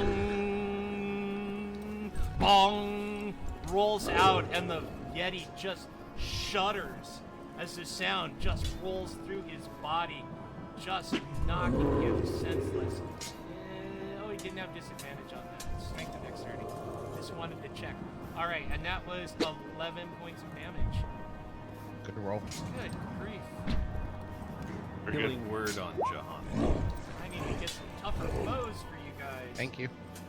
Alright, you feel the warm healing magics from Finn's prayers suffuse your bones and alleviate some of the damage that you've taken so far, Mom. Sorcerer. Quick question. Sorry. Quick answer. If I move, will I get a? Am I close enough for this Yeti could attack me? Yes, you are. Okay, so I'll stay where I'm at then. Oh, hello, Mitch. Oh, and hi, Asking Bard. Good to see you. Welcome to the stream. All right. Sorcerer. All right, so I'm gonna get done making shapes here, and I'm gonna move to here, and I'm gonna use Agonazar Scorcher and aim for the both of them, kind of right across here.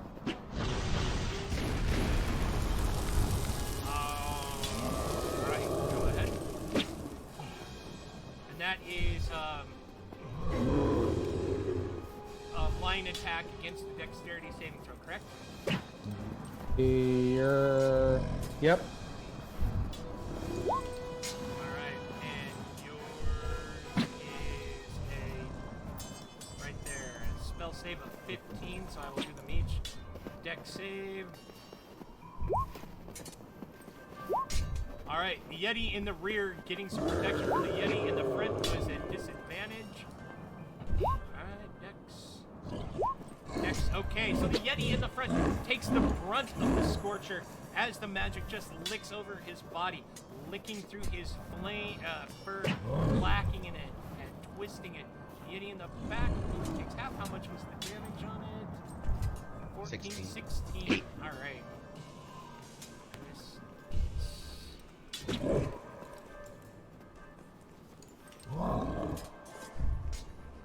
It's not letting me. There we go. Oh my goodness.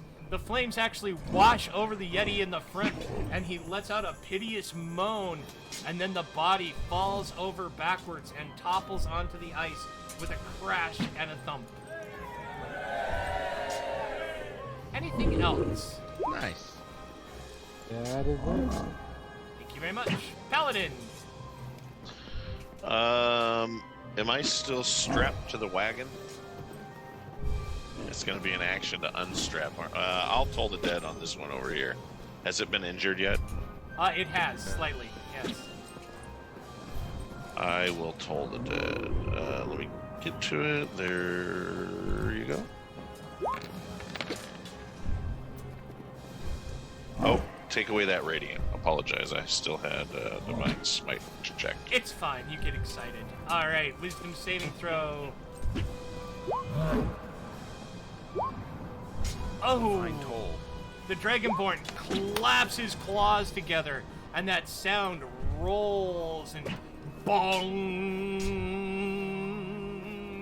And much like before, you see him just rock back, his muscles rippling, the fur blasted back, his eyes yellowed and feral, wide in surprise. His head rocks back and comes forward, the face looking mashed as though by a heavy hammer.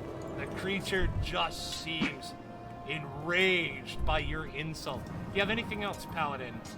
I don't believe I can do anything else at this moment. All right.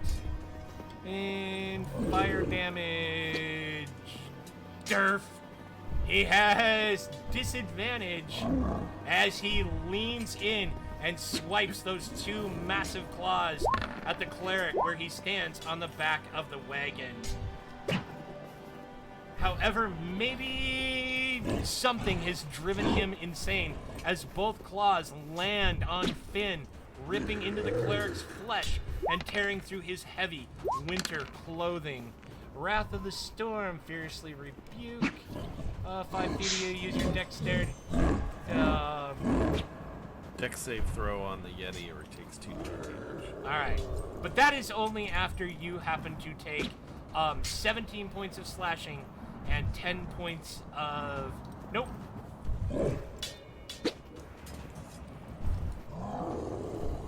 Yeah, no, that's right. Okay, there was no crit in there.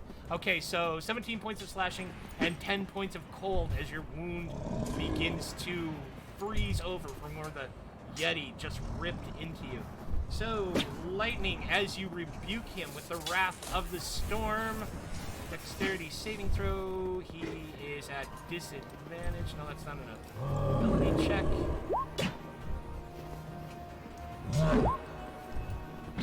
Alright. Is it saved for half?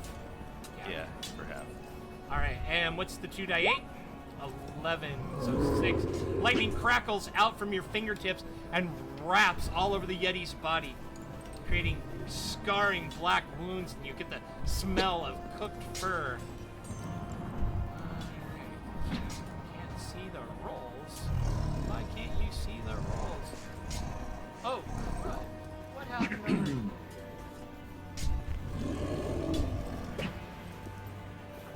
That is so weird that our chat bubble just dropped off.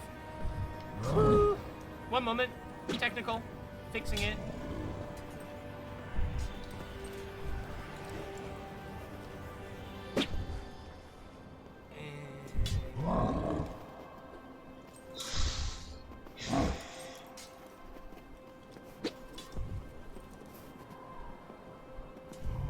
Hey, Ted. Yeah, it's on the it's on the Yeah, it flipped screens. It flipped Yeah. screens. Not sure why it did that. Oh, yeah, it jumped all the way over on screens. Oh. Alright, quick fix. While the try to figure this out. I appreciate everyone sticking with me. No worries. Thank you, Phoenix. I've got to learn how to really pay attention to that chat bubble.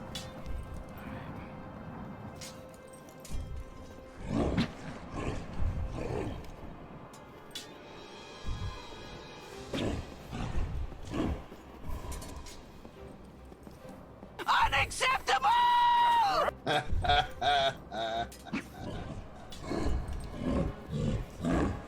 It is called an experiment. It is called the Twitch experiment for a reason.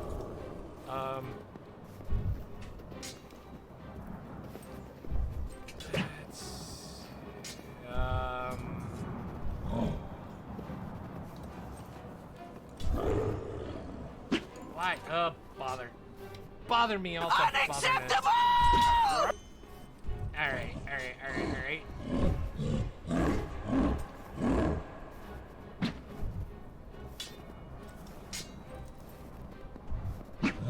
need to create a new one.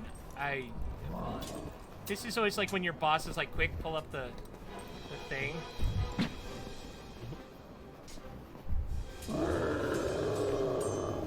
Take your time, but hurry up.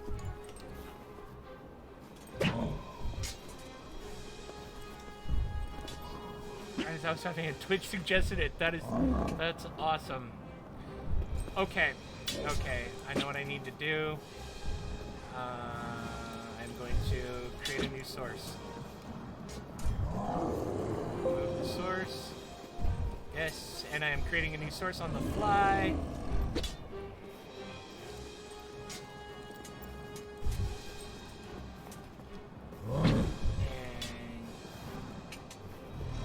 Oh, crud. Inplay. That's wrong.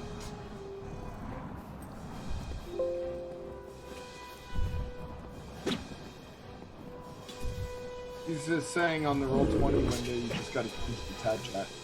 I've got to do what? On the Roll20 window, just change the chat to the tab. Oh, up at the yeah, top. yeah. I can do that, but you're absolutely 100% right.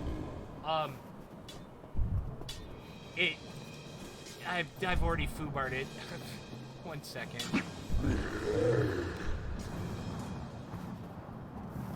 Eb, you don't have anything you can charm this Yeti to take this cart back to town, do you? Nope. I got a fireball left. Oh. Still got a fireball. That's why you have me. A little overkill, but I got a fireball.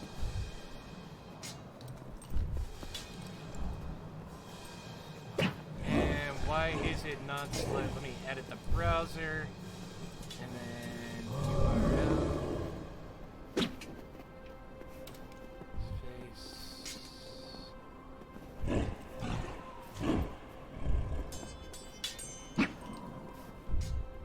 Oh crap, I have just dumped into... Alright. That's not what I wanted. Okay, I'm just going slow on this. And I want a...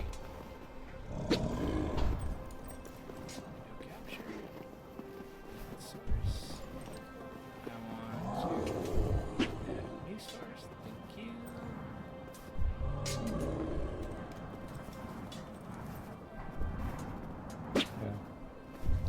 I think they're easier to snap picture if you want one. Because they keep it in the consistent, they'll ask you.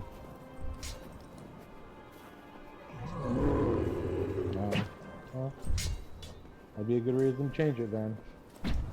You don't get that opportunity.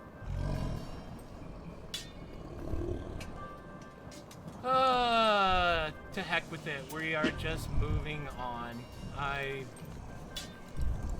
My apologies for just foobarring this all up.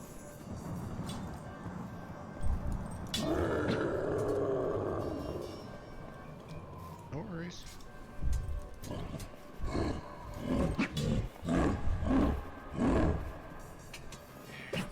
Alright, and there it is. Okay.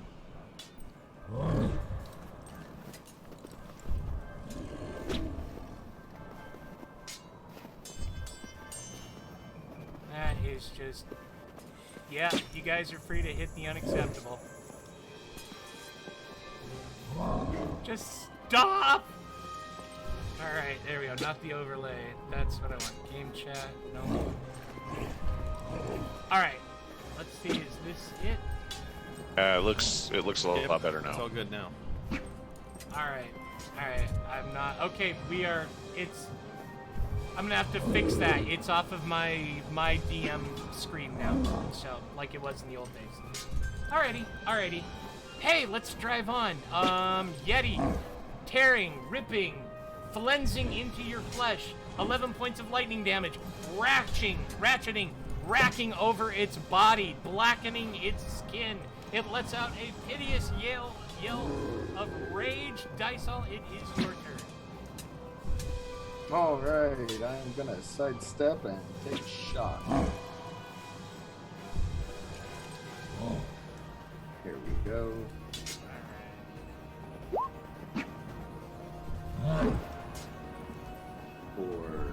For 23, doing 15 points of damage.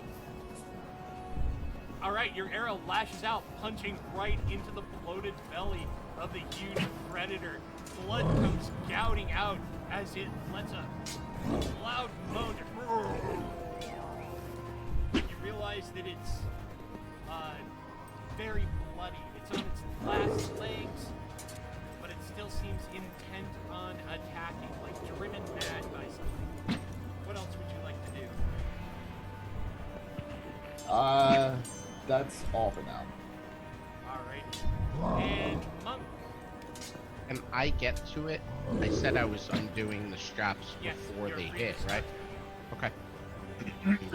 I am going to take a couple of swings. First mace attack. It's a Alright. 10. Your mace bounces off the thick, blubbery hide and fails to damage the Yeti. Second. 25 for 8. Alright. Before you do it, John, you 25 have to, just cracks into the Yeti. There is the crack of smashing bone. If he is still up, I'm gonna spend a key point to do flurry of blows to unarmed attacks. Alright, go right ahead. 19 for 5. You punch out with your fist, just following up on those massive strikes that you did with your mace. You feel the warm flesh of the Yeti as you drive in deep, wrap around your fist, and you feel something pop and give inside. And the huge creature takes a fumbling step backwards, another in the snow, and with a loud, loud wail, topples over and dies with a crash. And this battle, thank God, is over. Hooray.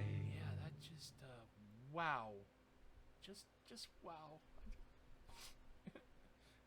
Alrighty. I would like to search the Yeti's body. Skin it. Alright, go ahead and search the Yetis. You want an investigation or Sure. a 4? It's a big, stinking brute. Looks like it's used to, like, capturing Jedi and hanging them upside down in an ice cave somewhere. It's probably where Obruk is, hidden. What are you searching, Dysel? I'm just searching the area, apparently. Okay.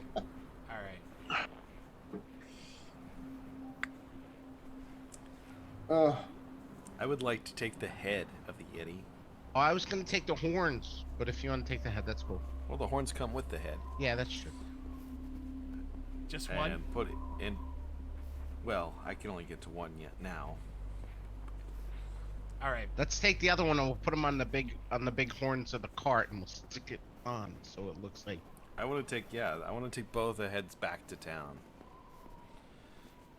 Alright, much like skinning the polar bear, beheading the Yetis for trophies is another survival roll. Do you think they have a lair or a cave that we can go search?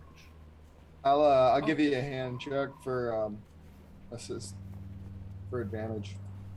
That's a survival roll to cut its head off with my battle axe.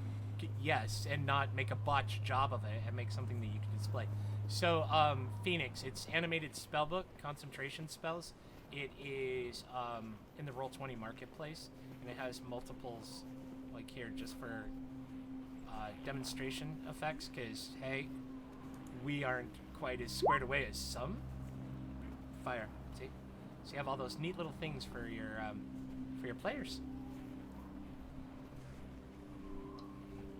Alright, so survival roll.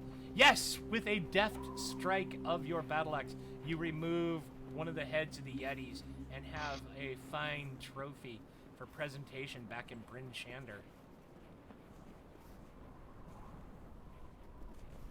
I will Right. load it onto the cart. Alright. And how Can we have about... it? Good. Were you doing the other one as well? Yes.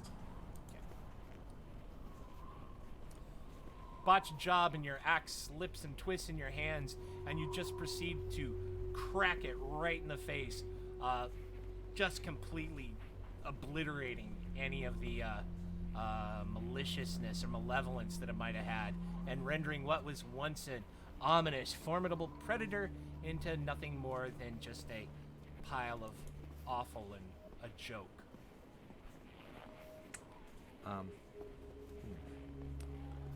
But I probably should take its paws. Go ahead and do that with it. I'm good. I'm good, Charlie. I'm just giving you a hard time. You know, I've watched some streams where the players actually respect their DM. I wonder what that's like.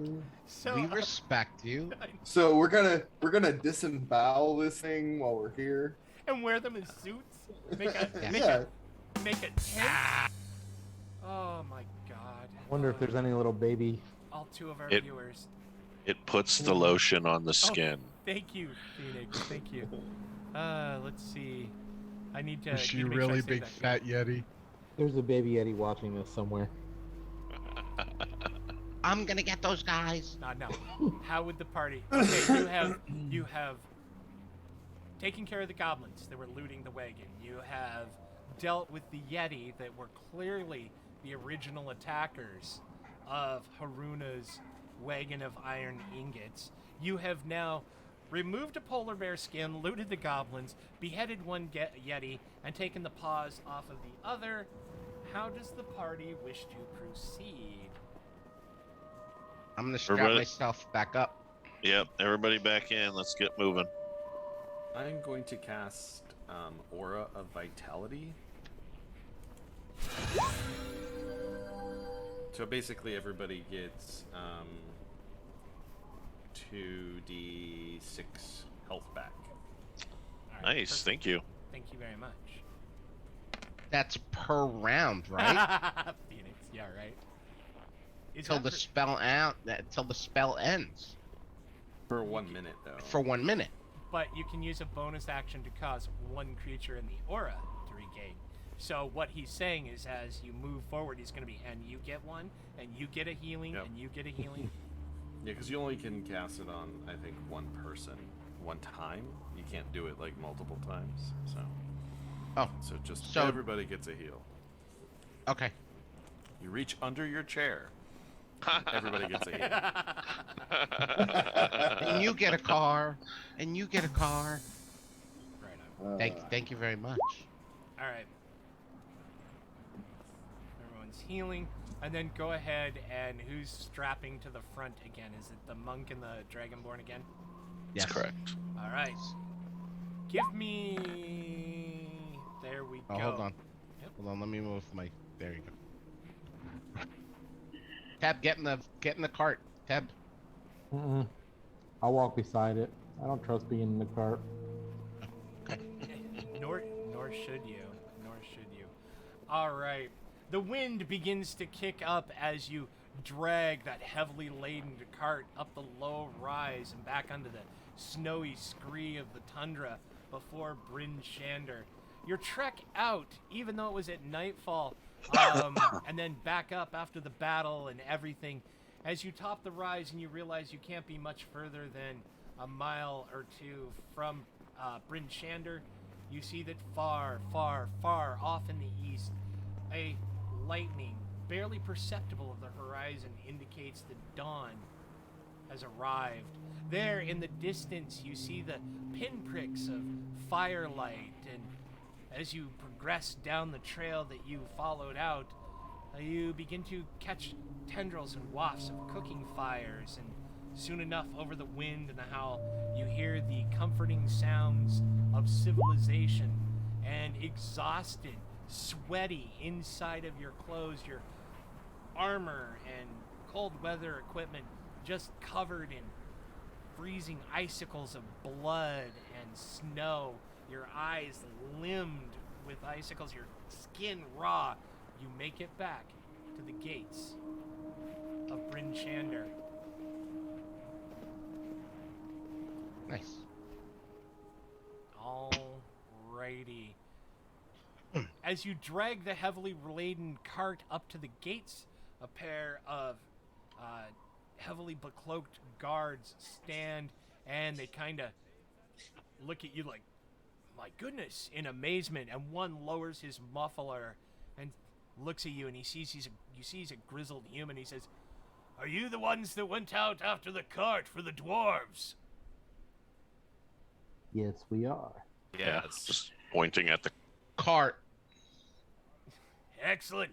They said they would wait until noonday for you to return, and if you didn't, then that's the luck. So I believe they'll still be there for you. Well, wait, hold on. So does that mean if we stay outside until afternoon, we can keep the ingots? Wait, hold on. Let's think about this. Huh. Thanks. I'm not hearing any answer. Is silence consent? It is not implied consent. He No, fixes no. you with. No, I'm talking to the group. Oh, I'm not okay. talking to him. No, I don't no, care no. about him. Nah. Okay. All right. Well, I guess Maybe we can barter to get the wagon out of it. just wanted the ingots, right? Yeah. They're big, they're What are we gonna heavy. do with them? Yeah. Let them have their ingots. Let's see if we can get the cart from them. They're miners. They worked hard for them. Are they under 18? And a horse. But we still have a TL.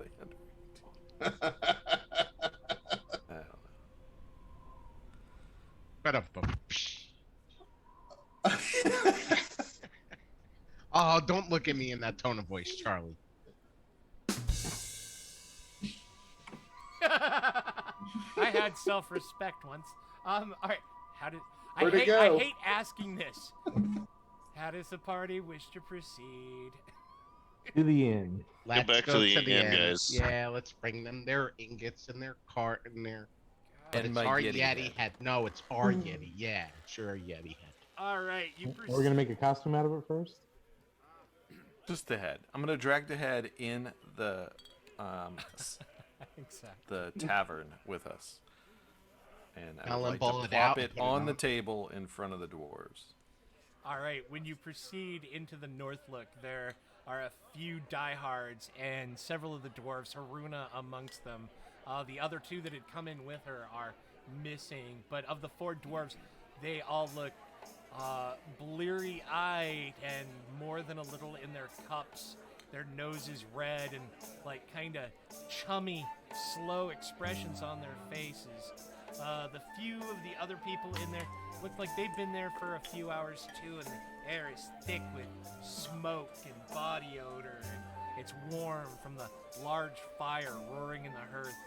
From back behind a door, you can smell something cooking.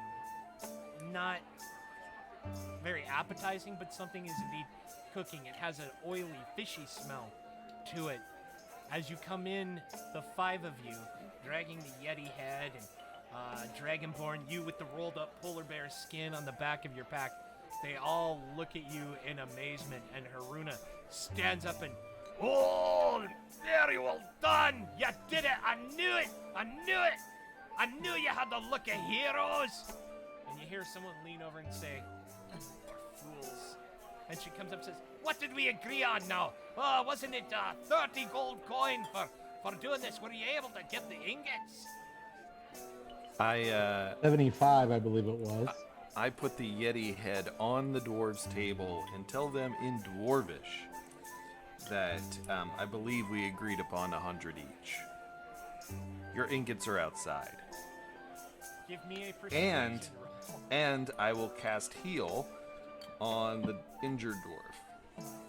Oh, that's very kind of you. All right. As Finn's doing that, Ted's gonna grab one of their drinks and just start drinking it. All right. Finn, please give me a persuasion roll with advantage. Teb, you give me a perception or an insight as you... Are you kidding me? All right. A insight as you take the dwarf's drink.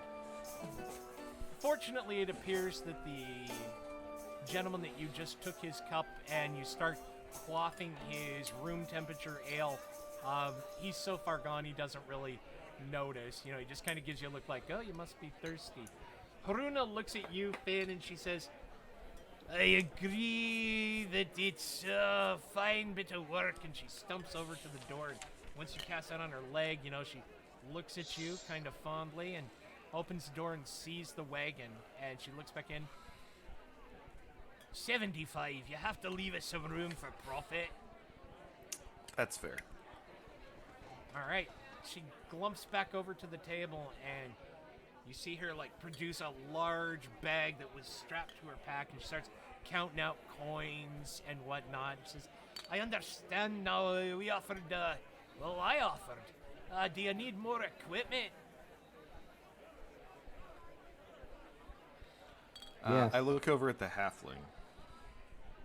Yeah, we could use dogs and well, a couple people need new gear that got shredded while we were out. Aye. So more cold weather clothing and some sort of transportation like dog sleds. Aye, that can be arranged, definitely. Not too difficult. We can take you over to Black Iron Blades and we can talk to the outfitter. Garn is a good dwarf. We have an account with him, so we can get you fixed up. Thank you. Sounds good. Okay. Anything you guys want to order or do, or do you just want to head over to Black Iron Blades? Oh, we forgot to tell her about our friend. He didn't make it. She looks at you sadly, and she figured as much when he didn't come in last night.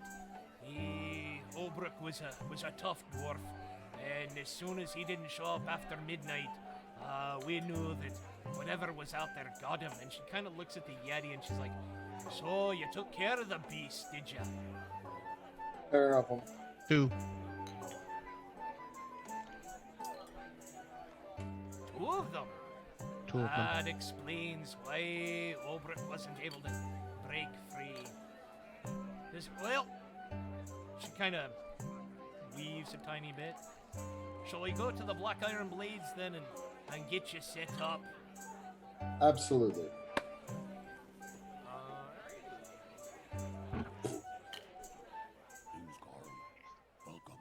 I would like to look around the bar to see if anybody's kind of paying a close eye or attention to us other than us. No. The few patrons that are in there, like I said, are very much in their cups and not paying attention to the lot of you. The story was bandied about over the evening, and it seems like maybe a few people stuck around to see if you guys would return. And in fact, you see some coins changing hands as you guys are conducting your business with the dwarves. It is evening, correct? No, it's the next morning. You left in the evening. You made it to Bryn Shander at night, and you went straight to the North Look, and then headed right out into the dark. Oh. Yeah. All right. Well, perhaps we can take care of some things in town before we turn in for the night and get a rest. I'm gonna look around to see if there's anything written on the walls in Thieves' Camp. Give me a perception check, please. All right. You see nothing on the walls that indicates others of your career path. All right, Teb, you go to the innkeeper and ask for lodgings. So, and he looks at you, and he says, I've got beds in the common room that are copper a night. How much are they during the day? That are copper.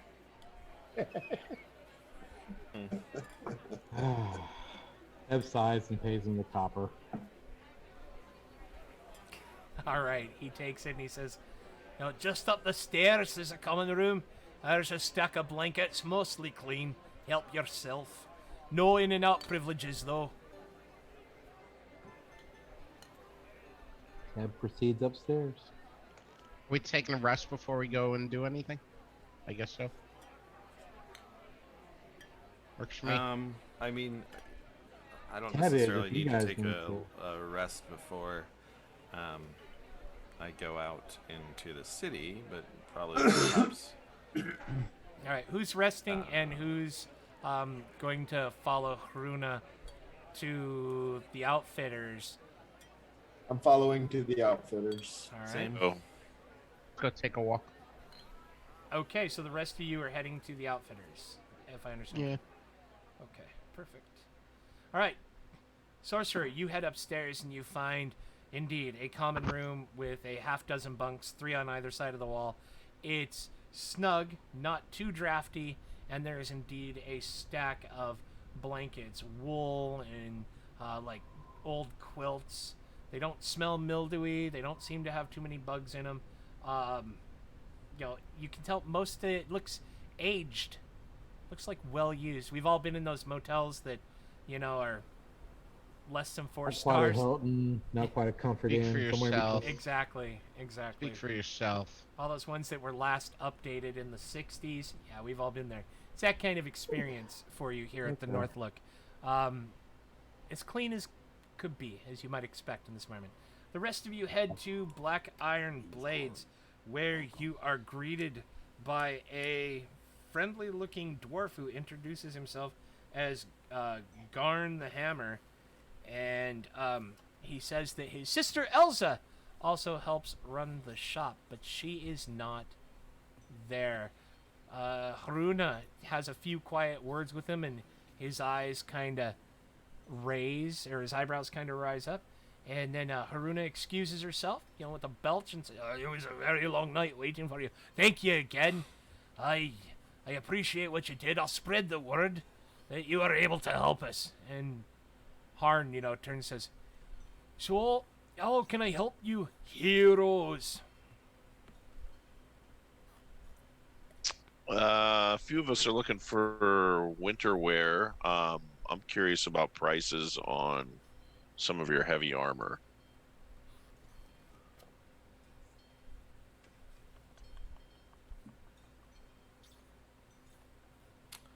All right. And I'm looking to see if perhaps there's an apothecary nearby. He scratches his jaw, Apothecary. and he says, "An apothecary? I nae know about that. Bryn Shander is one of the largest towns here in the 10 towns. You might ask around, maybe at the house of the Morning Lord. I don't have much truck with those that delve into the alchemy.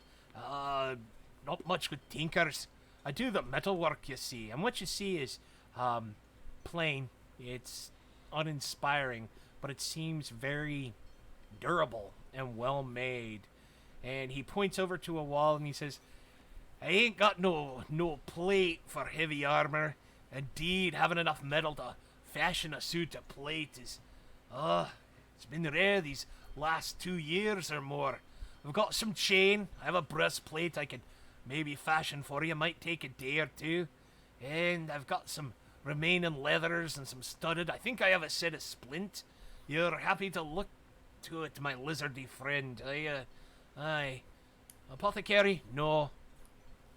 And then looking around the shop, you see it's also got rations, cold weather gear, other equipment of that sort. I thank you, sir. I'm gonna just kind of walk over, and I assume that there's weapons laying around as well. Yes, he has a complete complement of common martial weapons. Nothing exotic, no ranged weaponry, other than Okay. arrows and bolts. Thank you, sir. I will just kind of look around his shop and let the other guys do whatever they need to do. All right. Charlie, what was his name again? Garn. Garn, can you tell me if you have a monastery in town? Monastery? You mean for the ascetics for contemplating their gods monastery? Going around and praying and nattering all odd hours of the evening? Nay, you might try the House of the Morning Lord. That's the closest we've got here in Bryn Shander. How far is it from here?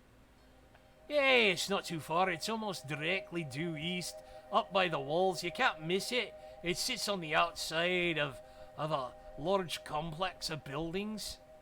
And he kind of describes in the dust on a table. He says, "We're here," and he shows you a road, and the DM will present this to you. Okay.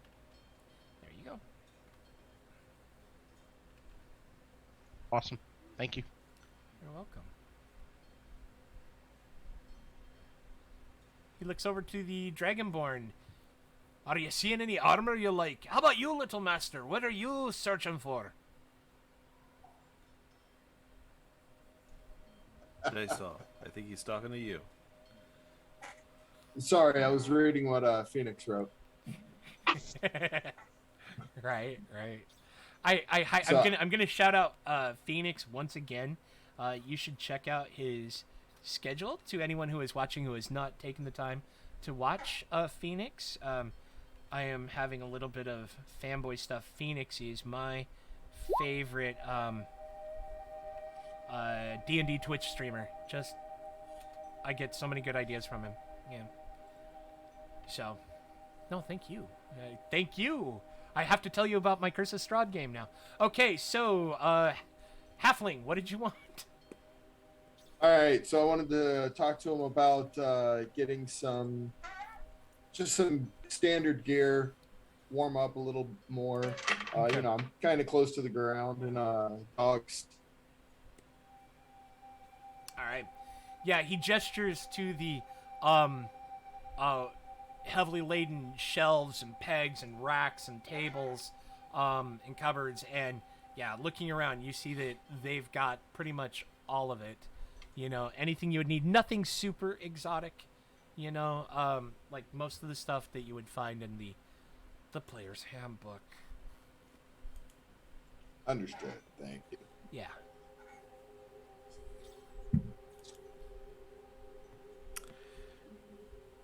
I ask if he's interested in purchasing, let me take a step back. Do you have any magical armor? What? If I had magical armor, do you think I'd be working in a place like this? Granted, I own it. Magical armor, he asks. Did you take a knock out there in your fight on the ice? No magical armor here, I'm afraid to say. Would that I did. And he seems to look wistful as he looks around his shop. Well, let me ask you this. If you did have magical armor, what do you think, I don't know, magical breastplate might go for? I haven't a clue. Easily 5,000 dragons or more.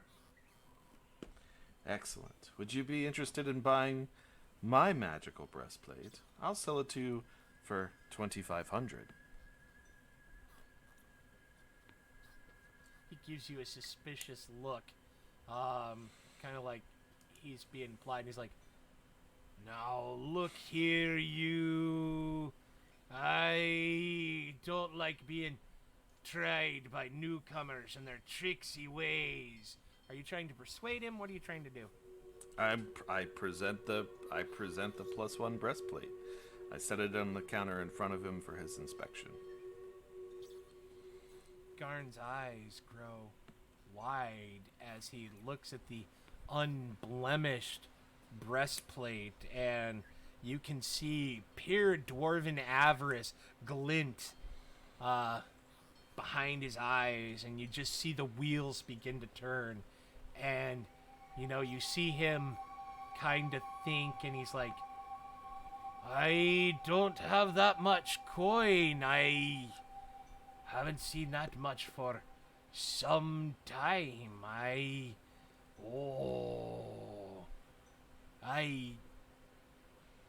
could do 500 and give you your pick of weapons and mundane armor and gear? I mean, Haruna already said that she was going to stand to your account for a complete refit, as generous as that is, and she mentioned something that I'm to point you to the dog keepers.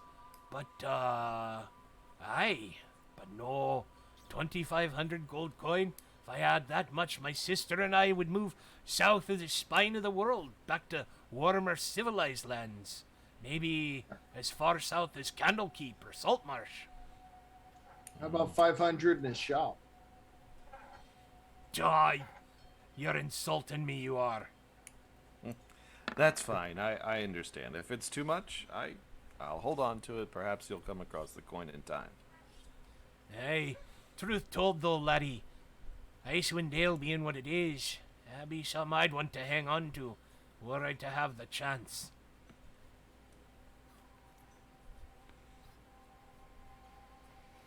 Thank you. 'Cause, Except an elephant. Yeah, I'll be watching that tomorrow too. does anybody want to take a walk to the House of the Morning Lord? Or do you guys want to go see about this dog sled transportation? I mean, I don't really need to go to the dog sled transportation store. I can go with you to the house. I want to go take a look.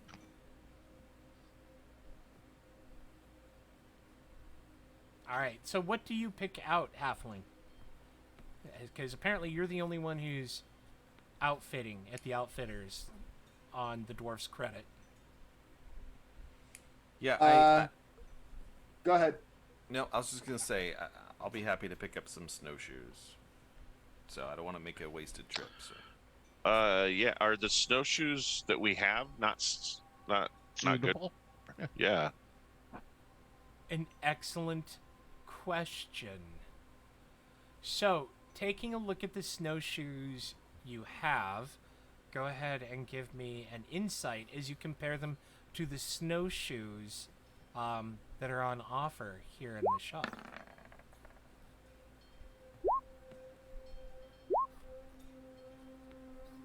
Perfect. Monk, as you compare the two of them, you realize that there are similarities in construction. They have that stout, strong, solid dwarven fabrication. Okay? But the ones that you took from the Durgar on your way in, you see that there's small variances between the pair. That the ones the Durgar have, they're more paddle-like, and the stems aren't as long as the more teardrop-shaped ones that are on offer here in Black Iron Blades. It's almost as though somebody had seen one from a distance and wasn't really sure of how they worked and made their best approximation at them. It's something that, I think that's how these go, and then kind of built something that mostly worked. So the ones on offer are better. Yes, they seem like they're more purpose-built. Okay. I'll start to unstrap mine and ask for a new set. As will I. I also am going to inquire about see if he has any like ice cleats or anything like that. I assume that the snowshoes probably Crampons. we would still. There you go, crampons. So yeah, he's like, indeed, I have at least 10 sets, and they're adjustable. And he comes back from a shelf with crampons that, have straps front and back, and like have a crossbar in the middle with more spikes that work like old-fashioned roller skates. Even though that's not really how crampons work, but okay. Yeah, I'll take a set of snowshoes and a set of crampons, sir. He nods, and you see him go to a ledger and start writing down what you guys are helping yourselves to. Good sir, would you happen to have any ice climbing gear? Like ice climbing gear with pikes or anything like that? Pythons, hammers, ropes, belays, I have some of that. I can Oh. stand you to 100 feet of hempen rope and two 50-foot coils. I can stand you to 50 pythons. It's my entire stock. Be good to sell 'em. I've got a couple of small hammers and a dozen belays. Any kind of what's the word I'm looking for? I don't know if the term is the same, but like a harpoon for climbing, like a Oh, like an ice pick. An ice pick. Mm-hmm.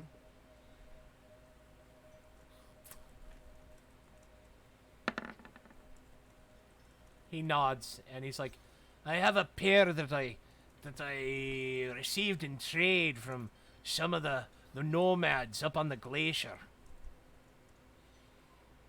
That would be wonderful. All right. As well as a grappling hook. Small. All right. He brings out a small small grappling hook. This one you notice looks to be used. Okay. It can be resharpened though. Indeed, but it's, you notice it's got like wear inside the hole. Nothing like that would render it useless. It just appears that it has been used. It's not something that it looks like he made fresh in his shop. Got it. I'm gonna put the ice picks in my inventory. All right. Anybody grabbing shoes for the sorcerer or anything like that before you head out? Sure. Yeah, I'll get him an outfit. A second set of cold weather gear, Okay. as well as some shoes and cramps and All the shoes that we get for him should be a half size too small. Oh. 7.5. All right. with that one nail that gives the real little lump right there at the heel. Yeah. Understood. Right. I'm gonna thank him for his hospitality and head to the House in the Morning Lord with my paladin friends. All right. While you two are heading across town, what are the halfling and the cleric doing? Are you following, or are you going back to the North Look to get some sleep and a long rest? I was trying to find someone who is selling potions or something in town. Mm-hmm. Was there anyone of such? No, Garn had said that he was unaware of anyone that trucked in such things, that he is a simple metal worker, and he did not know, but he did say, you might try the House of the Morning Lord. My apologies. Okay, I misunderstood. I thought it was just that he just was unaware. So I'll No, follow no, them no. to the House of the Morning Lord. Absolutely. All right. So you guys proceed across town to the house. And I'm yep. I'm actually gonna wander around looking for any signs that are written anywhere which would lead me to someone where I can ask some questions on the state of things. Alrighty, perfect. While the three of you are heading, you head out into the streets of Bryn Shander. Yeah, you spend an hour, a chilly hour, moving through the near empty streets, head ducked down against the blow, watching people move to and fro, also just as bundled up, trying to avoid that chill, darting in between the buildings, and your searches reveal nothing. Alright, the three of you make it to the House of the Morning Lord. Walking up, you see that it is a stout building with a low stone foundation, shake siding, and wooden the things on the top, tiles, roofs, Shingles? shingles shingles on the top of the building. Over the big double doors and the pitched nave you see there is a symbol of the sun. You may make a religion, especially you, cleric, to see if you can identify. Well, you didn't really need to. I told you it's the House of the Morning Lord. Perfect. Yes, it is a symbol of Amonator, the god of the sun, also known as the House of the Morning Lord. Moving into the building, you see that there is an older human, and seems to be up towards the front of the church, near the altar, doing some sort of preparation work, like getting sacraments ready. And off to one side, you see a gnome busily, polishing the ends of the pews and dusting and working. The man looks up and he just nods at the three of you with a friendly, beneficent gaze. Can I tell from his garb, is he a priest? Yeah, his clothing, while brown and simple, does have a slightly clerical air to it, but none of it indicates vestments. It seems more like he's dressing more for function, for warmth. Indeed, the building's not that warm on the inside, not just a few degrees warmer than the air outside. I'm gonna say, morning, Father. He bobs his head and he says to you, "Well, welcome to the House of the Morning Lord, my child." My name is Jahan. I am here with my friends and companions, Finn and Teal. I am Mishan. I am the first supplicant of the Morning Lord here in Bryn Shander. You have the look of newcomers. I've not seen your face before. Do you come to pray? Do you seek healing or succor or some sort of aid? Or do you just seek a space from the wind? We appreciate the respite from the weather, although it seems a little cool in here. Is he, perhaps we are more interested in some information. It seems the land seems to be in some sort of permanent darkness. Is the Morning Lord no longer interested in the town or surrounding areas?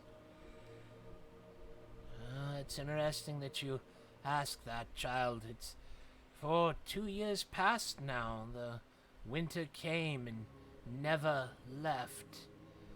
We have seen at night a great streak across the sky as whatever power brought this, we believe it to be Oral. The goddess of winter has come to our land and refuses to leave. Indeed, there have been many perfidious things that have happened since winter fell. The Dale used to be a beautiful, beautiful place. I guess you've only seen it encased in ice. But now, winter never leaves, the sun hardly rises in the sky, and we are all freezing and starving to death.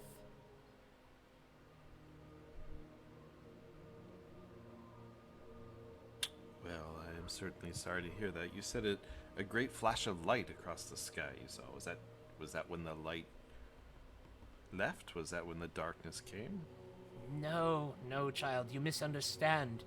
Of an evening, many evenings in fact, if you look to the sky, especially northwards towards the sea of moving ice, you will see Oral streak across the sky in a great thread, a tapestry of colors of teal and green and pale yellows that dance and shimmer, lighting up the horizon.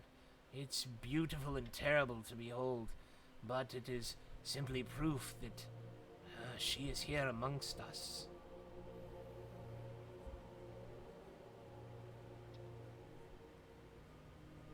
What was his name again, Charlie?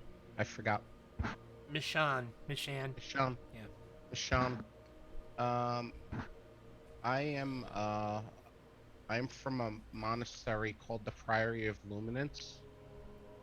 Was wondering if you would happen to know if there existed a monastery within these walls.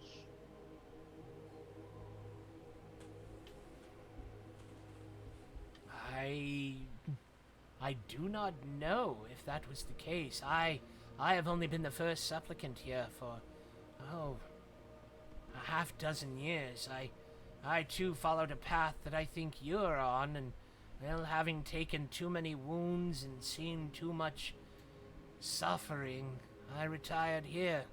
It was in my 4th year that the winter came and settled upon us, and now I try to provide as much comfort as I am able to the citizens of Bryn Shander and the folk of Ten Towns. Although what can be done to help them, I do not know. Well, please know while I am at least here, if I can help you in any or aid you in any way, please feel free to ask me what you will. A very close teacher of mine. Had it not been for him helping me, I would not be the man I am today. So. He bobs his head and he says, "That is indeed a very noble and generous offer. Spoken like a true hero. Is that how you fashion yourselves? Are you heroes, liberators of the land, saving the common folk from those that would do darkness and evil?" I look at the other two and I just nod. These are good men. He says, "Well, it is time that heroes actually come to the Dale again. Were I younger, maybe I would look into it myself, but, indeed, no, if that were the case, then I would simply say, help the common folks. They are the ones who are truly suffering in this terrible, unending winter." You hear the gnome off in the corner kind of give like a strangled, like, and then he goes back to cleaning, and the Michonne kind of looks over at him with a look. Sad that some people don't share the same sentiment. All right. So we move back out of the House of the Morning Lord. We move back to the Northlook, where actually they're not gone quite that long. All right, and TL has been used as a pack meal. Perfect. All right. Fish stew is your breakfast, Teb. Halfling, as you wander the streets, go ahead and give me another perception check. Indeed. Trucking down some of the darker alleys of Bryn Shander, you find a mark. Small and low, barely above your head, which would be, about waist high for a human or taller race, that indicates those of your work. And it says, we have moved on, Caer Koenig.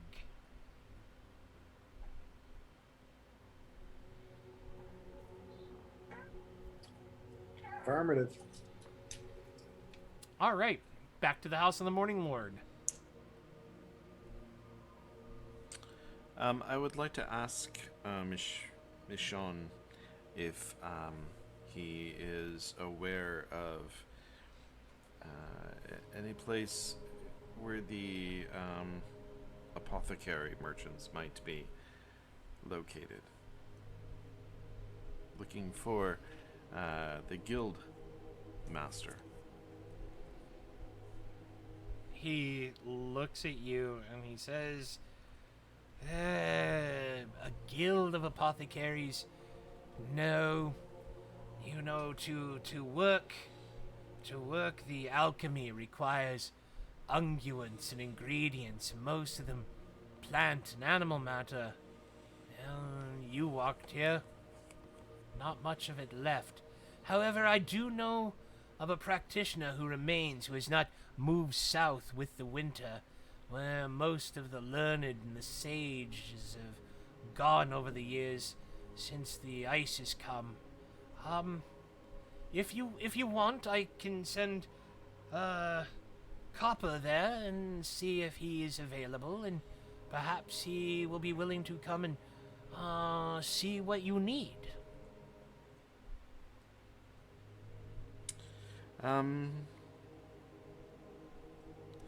No, that doesn't.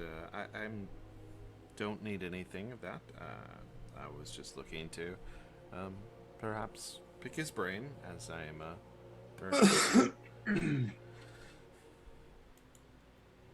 myself. So that's fine. Thank you, though. He bobs his head and he says, "If you want the introduction, I will be here." Appreciate it. Okay. Dragonborn, any questions or anything? Not at the moment. All right. Michonne finishes preparing those sacraments, and he bundles them up in some cloth and then places them in a small box, and he closes it and he says, "If there is nothing else, I must be about some other business and chores this day. You are welcome to stay here in reflection and prayer for as long as you like. What do you wish to do?" We will be staying at the North Look if you have need of us. And I bow. Indeed. Thank you. It's a pleasure making your acquaintance, the three of you. All right, so you head back to the North Look? Yes. Okay, and how about the halfling? Yeah. At the moment, there's not much else to do, so I will head back as well. All right. The four of you all just somehow congregate in front of the door of the North Look at the same time, within a few seconds of each other. As you open the door and step in, that loud creak into the interior, you see your friend, the sorcerer, sitting there with a empty bowl and a huge mug in front of him, and a small crowd of several people gathered around, and he seems to be regaling them with some sort of story. And as you step in, he points over to the Dragonborn, and he says, as you all walk in, "And there's the mule there!" And the room erupts into laughter, all of them looking at Tial, the Dragonborn. And I think with that, ladies and gents, we will wrap up for this week. Alrighty. Did he Thank just you. call you a big fat mule? Great session. It's called Strong. a meal. I hope everyone enjoyed watching. Technical difficulties aside, we will be back next week, hopefully with a better handle on doing the 2-screen thing. Phoenix, I am definitely going to send you a message about how your setup works, clearly. So, from me to all of you out there in Twitch land, and thank you very much for joining us. Guys, got anything you want to say to the viewership? Thank you so much. Thank you for watching. Thanks very much. All right, See everyone. you straight. next week. Have a great evening, everyone. Bye, guys. Bye. Night. Good night.